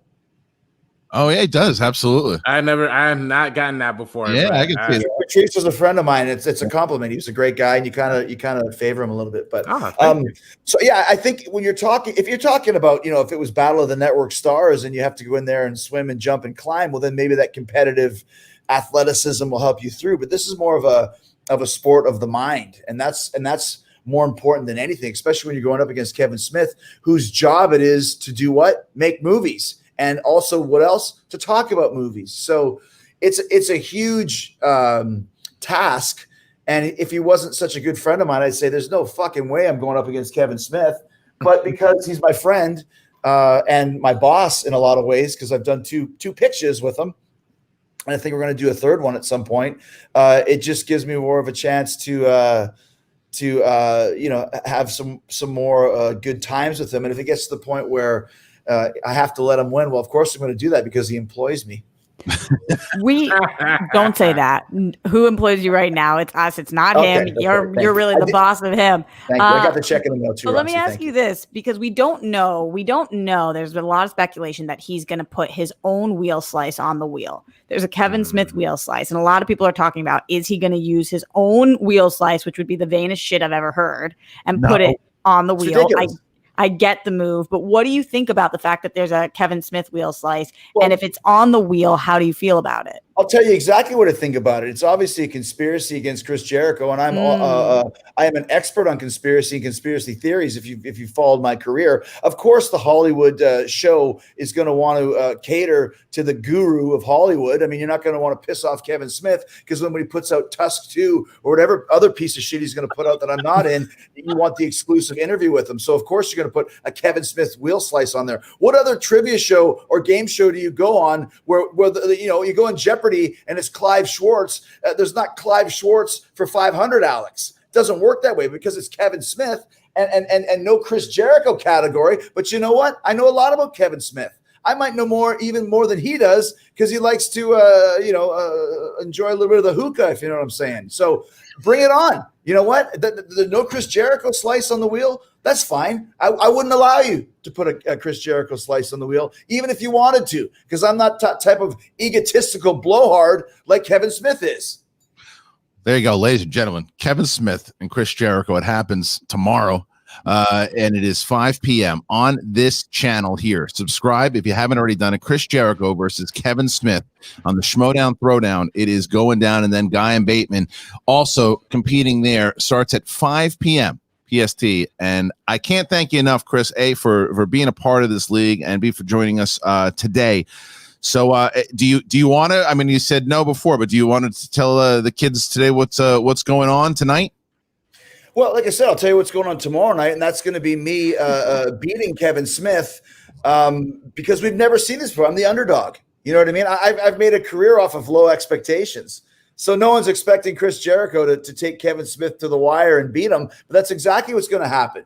So, and when that happens, then maybe next time you'll be catering to me. Instead of worrying about the kid from New Jersey who wishes he's Canadian, you'll cater to the kid who is actually Canadian, who's the king of Canada. That's the way I want to be billed, as a matter of fact. King of Canada, Chris Jericho versus the egotistical blowhard, Kevin Smith. And watch AEW tonight on TNT, 8 p.m. Eastern. Perfect. Ladies Amen, baby. Champion Chris Jericho has joined us today. Thank you so much, Chris, and we'll see you tomorrow, and good luck tonight. Oh, by the way, I tested negative for COVID. I'm 15-0 now. Oh, I'm probably the leader on that too. See how many times Kevin Smith has tested for COVID negative. I bet you I beat him in that category as well. So there you go. Put that question in there tomorrow. We'll see if he can hit it. If he hits the 15-0. Put that on the COVID slice on the wheel. Yeah, make that a wheel slice. Yeah, with Christopher Nolan's face on the slice. All right, thank you so much, Chris. Thanks, guys. Thanks, brother. Bye, Roxy. Bye, honey. Thank you. Bye. All right, Chris Jericho, ladies and gentlemen, that was awesome. As always, bringing back the crew here as we now. Oh my God, how great was that? I love every fiber of his being. He's the best. I feel sorry that Ace got that tray. He got the Ace biggest tray of all time. Look out. But that's the thing, though. Ace is a wrestling fan. And so when he hears that Jericho just just shot on him, he's gonna go, yeah, that's awesome. It's like when Roddy Piper slapped JT in the head. It was he does not know how to pull his punches, and it's my favorite thing on the planet about him. Like he said, this is the dumbest shit he's ever heard in his life. Like that is, you did not go around that. Yeah, that's my bad. I shouldn't have put Ace out there like that. That's why he's a superstar. That's why he's a superstar, because he's just so charismatic, and he's got that thing about him that it's just like, yeah. He's like, no, what? No, but he didn't at once. He didn't shit on the sport at all. He instead called it exactly what it is, and it's a mental sport. And that's what he said. And he's right. And when you look at, and Reilly, you can attest to this right now, man. After that match that you and Ben just had, where it did not go, the way that you guys hoped, it's draining. Yeah. What you guys put yourselves through and the kind of mental. The win feels like the top of the world, and the loss feels like the bottom of the bottom. So it is a mental sport, and I'm so glad that Jericho saw that already too. So what did you watch? Did you get a chance, Reilly, to see a lot of what we just had with Jericho? I watched the entire thing. He is incredible. I would love to play him in the ring. He's got the best attitude. Reilly! He's got the best attitude for this game right now. You know, he is walking in there right now, having fun. This is incredible. And I can't wait to see this match because I don't even know, because I wasn't there for the Kevin Smith interview. I watched it later, but he's got the best attitude. This is exciting. And yeah, you talk about the highs and lows. I have to say that to get out of the low, that basement I'm in right now, you know? Right. Yeah. I mean, it's no one can call this a celebrity match anymore. You can obviously they're both celebrities, but I'm saying this is a league match. Yeah. Like these guys are so hyped and so focused on this, and oh my god, that was amazing. They're ready to scrap. I love that he, if I wanted him to take away anything from this, it's how fucking seriously I take this, which I know that you guys know, but when he says, no, I get it. You guys have your rules in place. It's been brought to a science. The fact that I have been grilling Chris Jericho on the phone, okay, when can you ask for multiple choice? Okay, what do you do if you don't like the first spin you spin? The fact that he is taking this and knows that this is no joke to me and this is no joke to the league is everything a manager could ever want from Chris frickin' Jericho, who's by the way going to be on TV tonight. But that's not even what he cared about. He didn't even want to talk about it. That was the funniest part. I love that. Yeah, he's like, I don't talk about that. But he's got it. They do have that event tonight, so you guys should check it out and support Chris and AEW for sure. But I mean, that'll have to be another conversation down the line. But I love it. But you know what though? It also shows what he is so great at, and that's why even when I made that joke about when he's talking about with the shirt, the dude is a master marketer. A master. You look at a little bit of the bubbly, Le Champion, you just made the list. I mean, the dude knows how to get things over. He's just that good. And so when he's saying and I listened to him just now. He's like, in code, the way I took that was we'll have another time to talk about AEW. Let's talk about the match. Yeah. I went, that's basically what he said to me.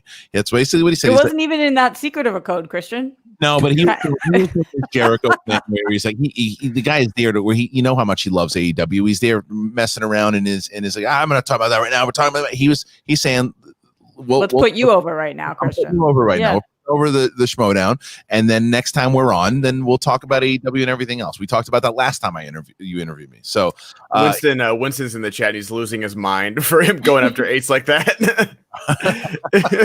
It was great. RB3, you served him up to say, yeah, absolutely. I think I'm ready. I thought it was helpful. I thought it was something positive. What the fuck are you talking about? You should have ever heard. That's if you would have said the same thing to Kevin Smith, that what you thought you were getting is what you would have gotten. Yeah. It shows you the opposite of what you're getting tomorrow. You're gonna get the one guy who's just like, yeah, no, absolutely, yeah. If that's what what your guy did, then absolutely, whatever it takes, as opposed to no, your friend's a fucking idiot. Yeah, it'd be like me, oh, Kevin Smith, my friend RB3, he's a director too, he loves film. It's and Kevin would be like, what the fuck are you talking about? This is movie trivia, not directing a movie, you fucking idiot. What do you send me is real? Who cares? I want somebody to show this to Ace so bad. I'm sure. He's probably been added no less than 50 times by now. Already clipped it out. He's so confused, I'm sure. Wait, what? Yeah. Jericho said, what about me? Why? How do you think Ace will? I think Ace is gonna love this. What do you think? Oh yeah, definitely. I think Ace is one of those guys where he kind of thrives off this kind of stuff. So I think he's going to have a blast with this clip. And Jericho is so charismatic. I can't wait to see that match tomorrow. I can't wait to see their dynamic as competitors and how they go head to head. This just gave me even more respect for Jericho as a competitor. And yeah, this is hard. I'm still giving Kevin Smith that edge, but I'm excited to see. I wouldn't be mad if either of them win, which that's a John Madden quote. I'm one of them will win. I get, Sabrina, why a lot of people are giving Kevin Smith the edge, because this is his arena. We are playing in his arena. So it does make sense. If people don't know Jericho's in-depth knowledge or how many movies he does watch, then of course Kevin Smith is the more likely choice to win. So I'm not mad that we're about to disappoint all of you guys at home when we actually win. And I get where you're coming from, but get ready to pull out the box of tissues since you're crying because we kicked the shit out of you. Oh wow, look at Roxy. You have definitely been coming in hot over your last 5 matches and really giving it to competitors and really. Well, here's the truth. Yes. I'm annoyed, Kristian, because my record doesn't match my managerial skills right now. It just doesn't. And that's frustrating. And you can say it's because COVID, but everybody had to deal with COVID. Everybody had to deal with the situation. So really, I know I'm better than I am managing right now because you have to take responsibility for what you've done. And the fact that my record is not as great as it should be, that's on me. And I need to figure out new tactics for some of my players, and I have to switch it up. And going into tournament season, this is do or die time for us. So yeah, I'm coming in hot, and I'm switching up what I'm working with right now.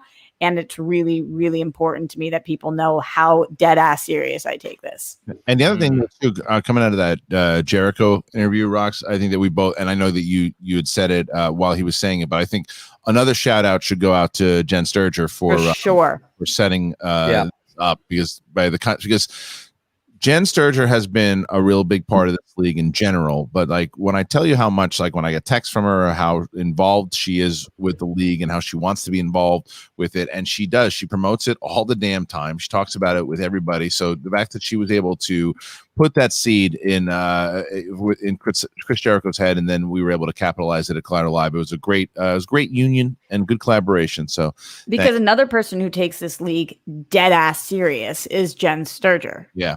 She thinks she is doing massive things in the entertainment industry and has been for a long time now. And she is always so professional, hyping this league up, representing it so beautifully everywhere she is. And this isn't the first celebrity that we've heard her pitch the Schmodown to. And she has access to so many people. Definitely, I am on her back on this one because she teed me up 100%. She really did. And I'll give an apology to box office artist James Raz, who did this great artwork for Jericho and Smith that we showed. I think we should. Well, no, we didn't. We haven't had a chance yet to show. There it is. This is. You showed this to Kevin, right? Well, I showed Kevin the full one that he did for him. This is one that he did for Chris and for Kevin. I sent this to Chris the other day. He has seen this.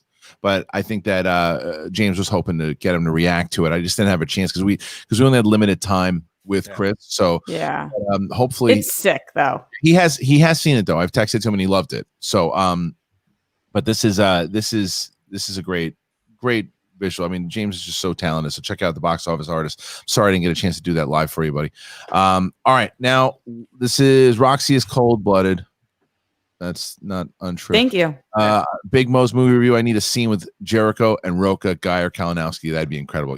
That would be incredible. That would be. Yeah, and especially because Roca is such a massive fan too and knows what's up and cuts great promos. Oh, yeah. By the way, some people in this league, Kristian, woof. We got to work on some of these kids' promos. Some of the newbies. Let's not call anybody out. My God, though. Some of these newbies, I look at their promos and I'm like, oh, no, honey. Oh, no. They're learning. They're learning. Run that by somebody. There is not one person on my team that I would let put out a promo. I'm not going to name names right now, but holy shit, Kristian. Yes.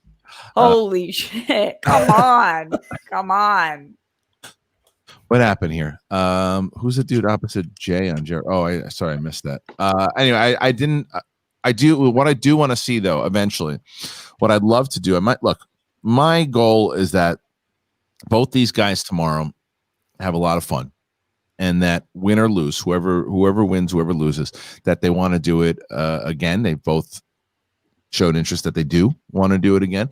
And my goal is that when we are out doing live events, that they love it so much that they want to do it live with us because Either one of them, whether it's Smith doing a match or Jericho doing a match, because can you imagine a scene with, imagine like Shannon Barney walking into the arena. She's stopped by Jericho and Roxy are walking in. Shannon's there, and there's Mike, and then there's a scene between the four of them. Then Roca, Guy. I mean, there's so many people. It's unreal. So much that we could do that would be amazing. So, anyway, so let's get back to streamlabs.com/Schmodown. Like I said, when we knew that we were going to have Jericho in here today, we had to also turn the Schmobot off. If you're able to put in donations today, streamlabs.com/Schmodown, extremely helpful to the show today. So whatever you can do. All right, what do we got, Ben? C3P Diddy. Hey everyone, hope all is well. Me and the missus had a comedy marathon yesterday. Clue, MacGruber, and Big Lebowski. If anyone needs a pick-me-up laugh, go watch the sex scene from MacGruber. Guaranteed smiles will follow. I was thinking also, which manager could you all see have a Walter from Big Lebowski moment? Picture a live show, there's a challenge, it doesn't go their way, then they pull out a piece and scream. Am I the only one who gives a shit about the rules? Sam Levine. Yes. 100%. Yeah. 100%. So I'm already making changes to the rules next year that I can already see Sam complaining about. So I'm excited about that. All right. Shiraz Govadia. How many sheets could a sheet slitter slit if a sheet slitter could slit sheets? That's tough. Congratulations. Jamon John says Jericho does Codebreaker or Waltz of Jericho to Christian at the end of the Schmodown. Well, luckily enough, it's digital, so you have to do it at a live event. Zion. Hey, all. Happy y'all are doing well. Just rewatched Heat and forgot how great it is. There's cleverness in the writing. What do you guys think? What do you guys think about the Heat prequel that he's doing? Hope it's 2 movies because it's weird if one movie 2 characters never meet. What's going Heat prequel? I've not heard of this either. Yeah, I heard about that. He's putting out a book too. I think it's like tied to a book release too. I mean, so like, I guess the only way I would get that's not true. Not the only way, but something that like if they said we're doing a young Vincent. Vincent was Al Pacino and Neil was De Robert De Niro. Yeah, we're doing a young Neil. I had coffee with Macaulay a half an hour ago. if we have a young like Tom Hardy playing Neil Macaulay, that'd be interesting. I don't think that they should be on the opposite sides of each other because they didn't even know about each other. No, I was going to say that's confusing. Yeah, that's confusing about it. Like if you point of the movie. Yeah, if you did a Neil movie and a Vincent movie, okay, that's cool.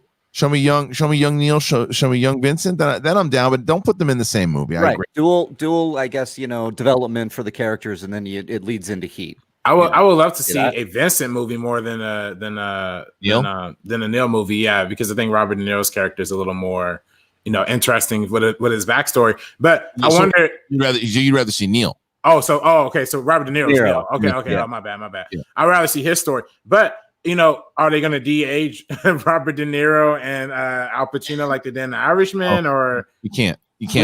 Please no. You can't. Look, it worked to run around and stuff. Come on. The captain's going to be, hey, what's up, rookie? There's certain things that it doesn't matter for, but like there's like I always take it back, and I like The Irishman a lot. But there's that scene where he's supposed to be 30 years old, stomping that guy, and he looks like a 75-year-old man. Like exactly. He can barely get his leg up. It's so bad. So bad. He looks so old running over. He's like, that guy's 35. What? Like yeah. It's like you can't de-age movement. You just can't unless you deep fake the young face onto a 30-year-old body. No. Eventually they're going to be able to do that.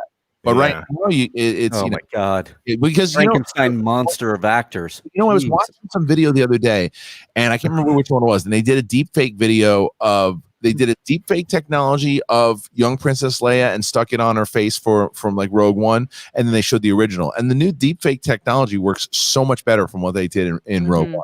And that was in 2016. So within 4 years, technology has advanced that much. So you're going to be able to do stuff like this. It's just a matter of you just can't. Yeah, I mean, the fact that Kristian, you can now deep fake on your phone, like you can literally deep fake yourself. Yeah. Think about how far we've come. This is why I told you guys, you all shit on me on Collider. I want to be deep faked left and right. I want to be deep faked when I'm dead. I want to be deep faked while I'm alive. I want to be crazy. I can't. Not with that. I was on the same page. Remember, Rox? I was the one. I was the only person that was. Okay. All right. Because like I think that if we can actually get somebody, like if we can get a young Bruce Willis eventually, that they were able to move, and like a computerized Bruce Willis is going to care more about being young John than him now.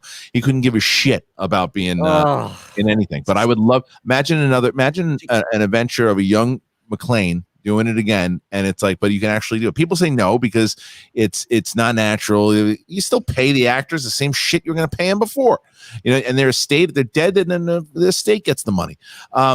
But James Dean, right? I was going to say, bring in that James Dean movie that's coming out, right? That they want to get Christopher Reeve too, and some other. Yeah, it's just.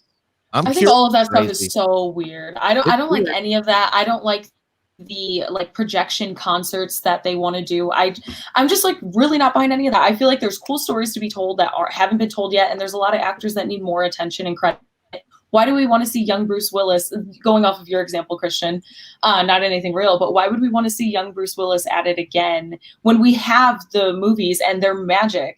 Yeah. And I just don't know if you can recreate it and tell a different story with a new actor. And maybe we have like a new Bruce Willis that we don't know out there. There's two things to that, because I don't disagree with that logic, and that's the common logic of there's so many other opportunities for people to have. Why are we going to give it to if an actor could have played James Dean, then why don't we just have an actor play him? Because there's other movies that person could potentially get. That's not the last movie in the world or last job that somebody can get. Is it a potential job that somebody No, yeah. Absolutely it is. There's no doubt about that. But as far as I don't want to see anyone else play Han Solo. I don't want to see anyone else play young Bruce Willis. I could see people in similar roles. Like if someone I can't remember, we were talking about this recently. I think it was I can't remember what movie, but anyway, I would rather see someone say something. Oh, it was the Will Smith and what's the one that Gemini Man. No. He's doing the movie with Kevin Hart, the Planes, Trains, and Automobiles. So I would rather personally hear something along the line of Will Smith and Kevin Hart are doing a movie similar to it feels like Planes, Trains, and Automobiles, and they're doing this to like what Due Date did, right? And not do a direct remake of it because it's not necessary. Now, if you can throw in, if you were able to do it, because it could come out completely shitty, and a young John Candy and a young Steve Martin did a sequel, and again, this is not something today that they can do. But if they did it in a scary Matrix kind of way, would I watch it? And do I agree with Sabrina that it's terrifying and it's scary? Absolutely is. But you're all lying through your fucking teeth if you don't tell me that if they had the opportunity to do it, and there was a good Terminator movie made with a young Arnold Schwarzenegger right afterward and a young Linda Hamilton, and they got it right and it looked real that you couldn't even tell the difference, you'd watch it. Oh, that's I mean, there's two conversations. Yes, I'd watch it because I think that's the whole point of it, is the fucking putting it out there as a kind of like, see what we did, James Dean back to life, and get everybody out there. Now, is it going to stand up as a good story and a good movie, and it's going to warrant wanting to do more like this? Like, okay, now we have a story to tell with Christopher Reeve. It just feels like it's leaning on something that is just Frankenstein's monster. I don't disagree with that, but I will watch it. I'm not trying to be hypocritical here. That's what studios care about, because find out can you story tell this? Yes. Can you use it? The fear factor side of it, I understand completely, because it is terrifying. Because if they can replace anybody, you're still gonna get paid for it. But if you can replace I just watched Jason Bourne, the first three, and I said right after the third one, I said, oh man, I wish they would have made a movie with him like 2 or 3 years later, because they could still continue this story. Years later, 10 years later, whenever it was, you can tell that he's aged and everything too. I was like, I wonder what happened in between that time. If they could do it again, I would absolutely watch it. Does it change completely? Would it change the business? Would it be scary that you're basically replacing physical acting? And does the traditional side of it? The generations that come after us, they won't care. The same way that generations today use their phones for everything and use, well, back in my day, we used pay phones. We didn't need the phones. Like it's just part of it. It's just we're not used to it, and it's something we're not used to. But I get it. the very, very common popular opinion is what Sabrina said. That is what everybody that I talked to said. So in all fairness, like, you are the voice of the people on this one, and then Reilly as well. I know, like 99% of the time, I am in the minority, but yeah, Kristian. But usually, I feel like you're usually with the people too. I'm on an island all the fucking time. Yeah, but I'm on that island, and we're sharing the same drink here today. Yeah, it's interesting when you guys get on the same island. It's fascinating, and I cannot wait.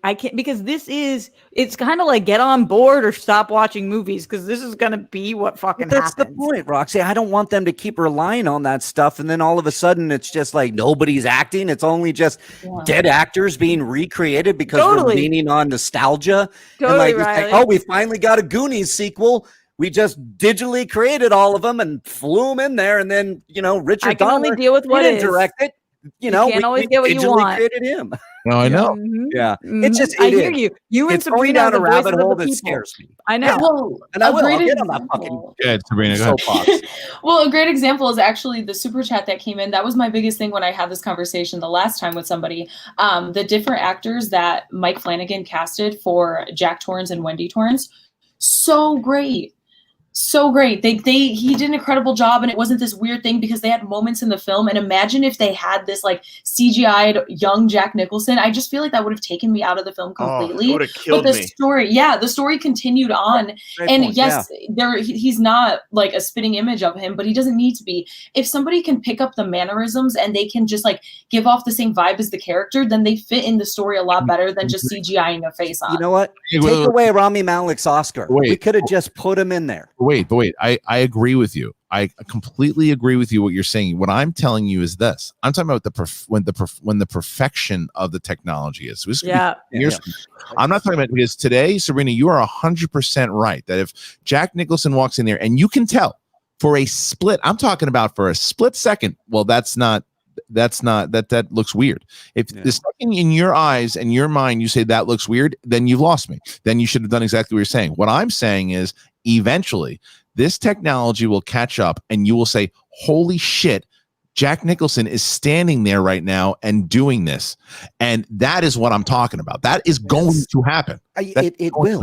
I don't want to But even still, like, I'll still mentally know that Jack Nicholson, by the time this technology is around, he might be dead. Maybe so you'll be amazed by it, but you'll be amazed by it. What happened to Jack Nicholson?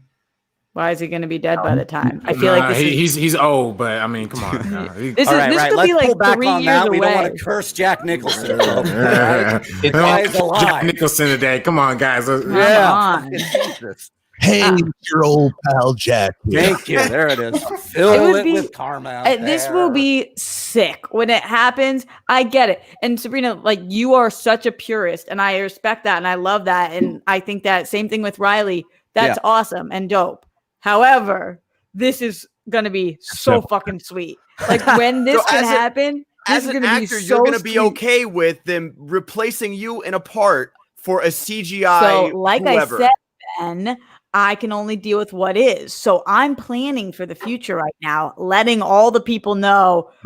Deep fake my ass. Remember, I also think there'll be something for, at least in the time being, that they will actually open up a lot of jobs to where it'll be like, all right, Roxy, it won't be you. It'll be Drew Barrymore, but we want you to do the performance. Happily. Put Drew on me. Well, to be fair, I mean, literally, that's what stand-ins are now. And even with The Social Network, one of my favorite movies of all time, they literally completely CGI'd one dude out and put Armie Hammer's face on him, without even that dude even knowing until like later on in the production. So, and I didn't even I remember I've seen that movie twice, loved it, but I remember watching the movie and not even picking it up, and that was in what, 2010. That's 2010. Yep. So, holy shit. Anyway, all right, moving over to the next one. What else we got there, Ben? Anita with the next two. I saw Tenet the other day and enjoyed the concept and the action. Though there's a huge consensus that most people cannot hear the dialogue over the score, even in quiet scenes, which makes it hard to follow the plot. It kind of ruined it for me. But seriously, just type Tenet sound mixing in Twitter search. Everyone's pissed off. My boy Nolan is going to need to re-release the sound mixing fixed edition for Tenet. Yeah. I mean, that's just, again, that's what Interstellar had. That's what, people, even The Dark Knight Rises had that kind of controversy too. And Dunkirk kind of overcame it because they didn't talk a lot at all in that movie. So yeah. Christian's hemorrhoids. Nice. Can't tell if Tenet is so hard to understand due to the complex nature of the movie or just poor dialogue and sound. Wow, it seems to be a real big consensus. Well, how was the sound, RB3? It's a weak point. I mean, I definitely think that's what a lot of people draw back on. I personally don't mind it because, you know, I don't look to go to Christopher Nolan movies for dialogue. I just look for the spectacle and for the editing and stuff like that, for the concepts. So it doesn't necessarily hurt it for me, but I can see it hurting it for a lot of people. Okay. Ryan White, so glad Roxy and Sabrina are on the same show. Hope this happens again soon. Love quarantine crafts on the World Girls last night. Shout out to RB3 for being a part of that. Subscribe to the World Girls. D-Train. Love that plug. Give it to me, baby. Yeah. Thanks, RB3. You rock too. Thank you. D-Train, where do you rank Tenet all time in your Nolan movies? That I can't do yet because I just have to watch it a few more times. Definitely have to watch it a few more times. Good answer, RB3. I love that answer. D-Train again. Real quick. Nat Right. agrees. So I've been watching since Movie Talk days. I love the Schmodown since the beginning. Current $10 patron. Haven't missed a match in years and yet never commented on a single thing. But today I just have to say ... I guess we're waiting for the second one to come in. So we'll wait for the second one to come in. Cliffhanger. Wow, what do you think they have to say? God. Yeah. All right. D-Train, hearing RB3 review of Tenet makes me want to watch this movie on Monday instead of a couple weeks from now. But almost all the IMAX showings are almost up to capacity for next week. I really don't know what to do. Did he send that in Super Chat as well? Maybe. I'm not sure. I thought we got a similar one. Yeah, we talked about that already.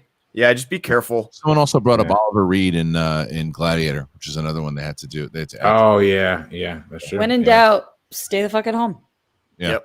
Yeah, exactly. 156 Impulse. Hey guys, happy Thursday. I'm so excited for Friday's match. So what's up with Andrew Guy? Is he okay? Was he forced not to say anything in that interview? Is this a conspiracy? God help us all. It is insane what's going on, and I actually do want to play a little bit of it because he's just the second part. Let me read this part first. I truly admire and adore everyone who works for this wonderful group. Thank you for everything you do. As an artist in show business, you are a light in dark times. Always have been. Much love from NYC. Thank you. Now, Thank you. I like that you just threw the word admire in there. Did you not say that? No. I don't have my glasses on. So I admire you guys and adore you. well, I guess I added that in.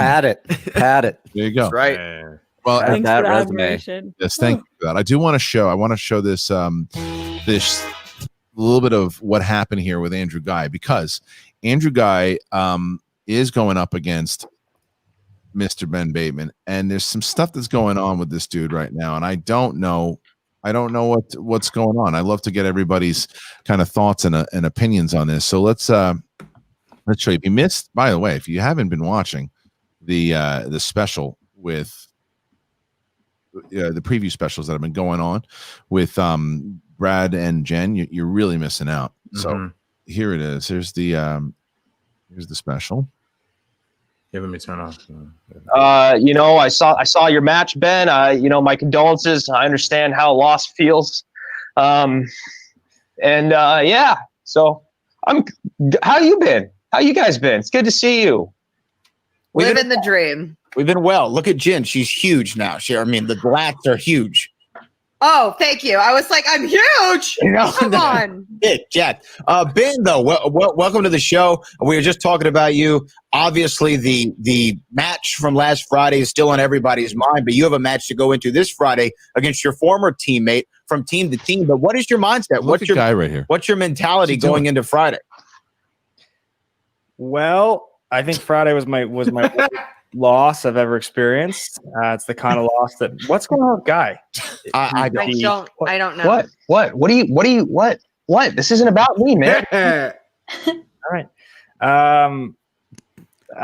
So it was my worst loss ever, and I think I'm barely even thinking about him. I'm so wrapped up. Just don't stay in the Schmodown Never mind at that time. conversation. And if we work, this is not going to. I'm not allowed to watch match. I'm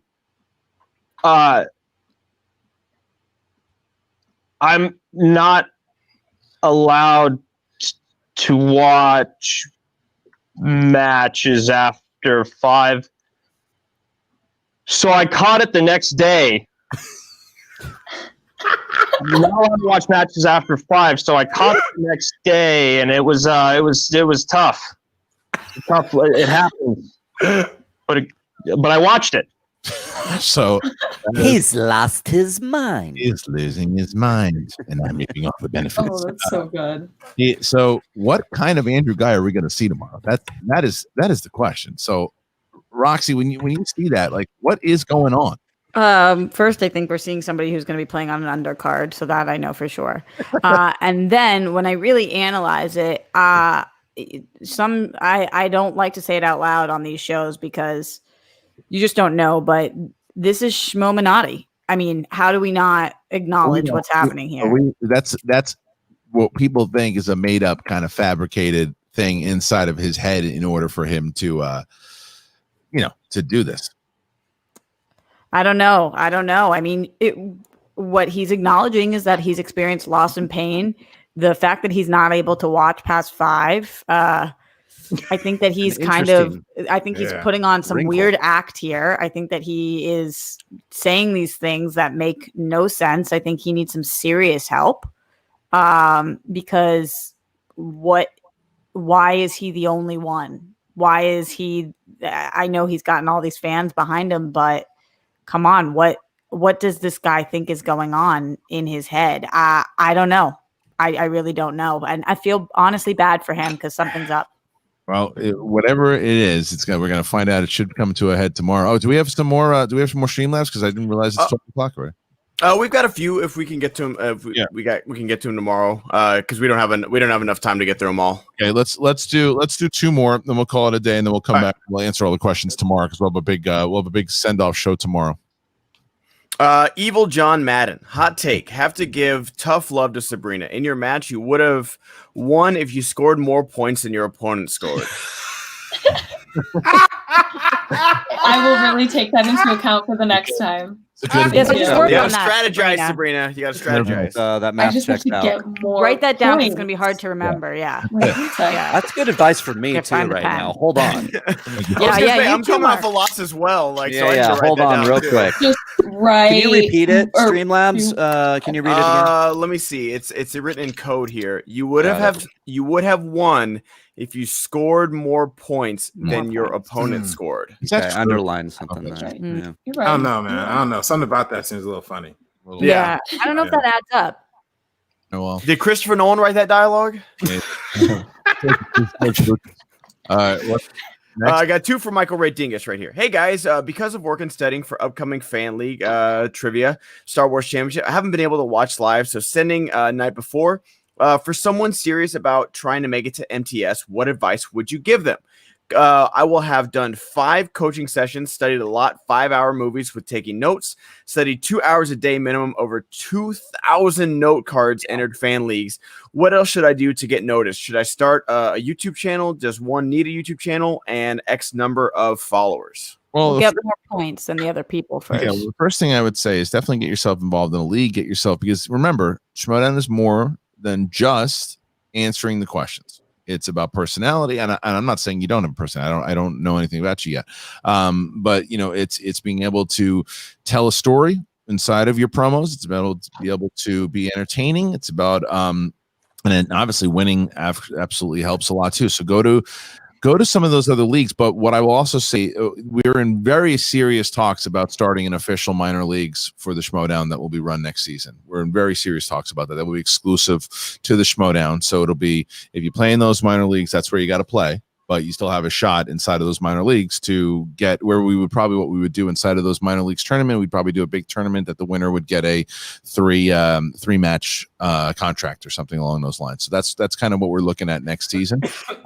But right now, I would say just get the word out there. And if you're and I'm again not using you as an example, if you're a fan of this thing and you want to be a part of it, there's a difference between being a fan, being critical, which is your right to do, and then throwing like wild accusations, saying people are cheating and doing this type of thing. And I'm not saying that you're doing this, Michael, but I've seen other hardcore fans, really good fans, who are saying these things that do it in such a way that it's like, it's disgusting. Why do you think that we would ever want you part of this league when you do stuff like that? You're not helping.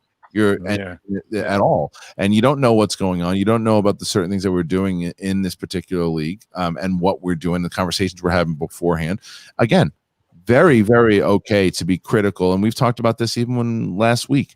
You're allowed as a fan to say, didn't think that was a good match. I wish that person would have done that, this.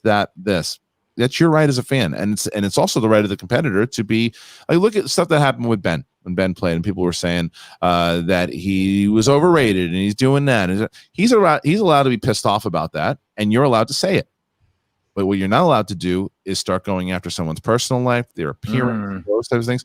I mean, you're certainly allowed to do it on your own social media, which I think is shitty.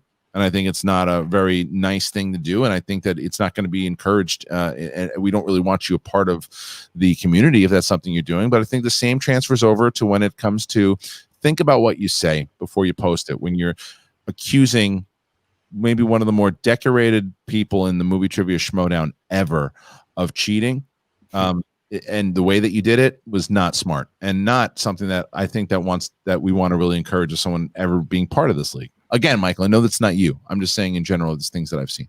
All right, let's do one more and then we'll get out of here. All right, Kyle Vanardar. Sabrina, you're coming over to meet my parents. Oh, crap. Just kidding. Stay safe and good luck. Nice. One more.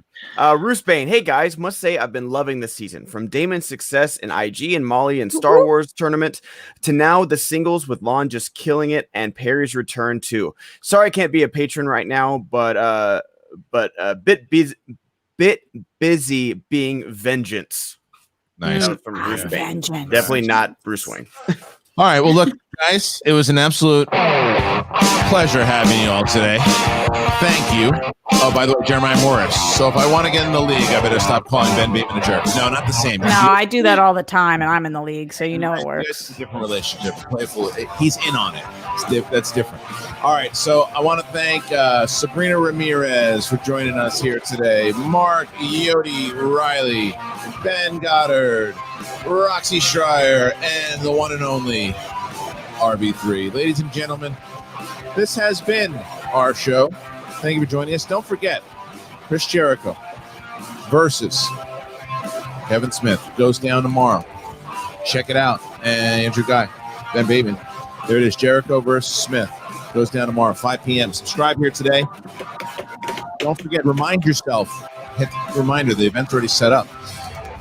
Head on over to the schmodownlive.com. Check out some of the rankings. And then Chance Ellison, David Del Rio. You haven't had enough of Roxy today? Well, go and check her out. David Del Rio and Chance Ellison. Big match. All right. See you later.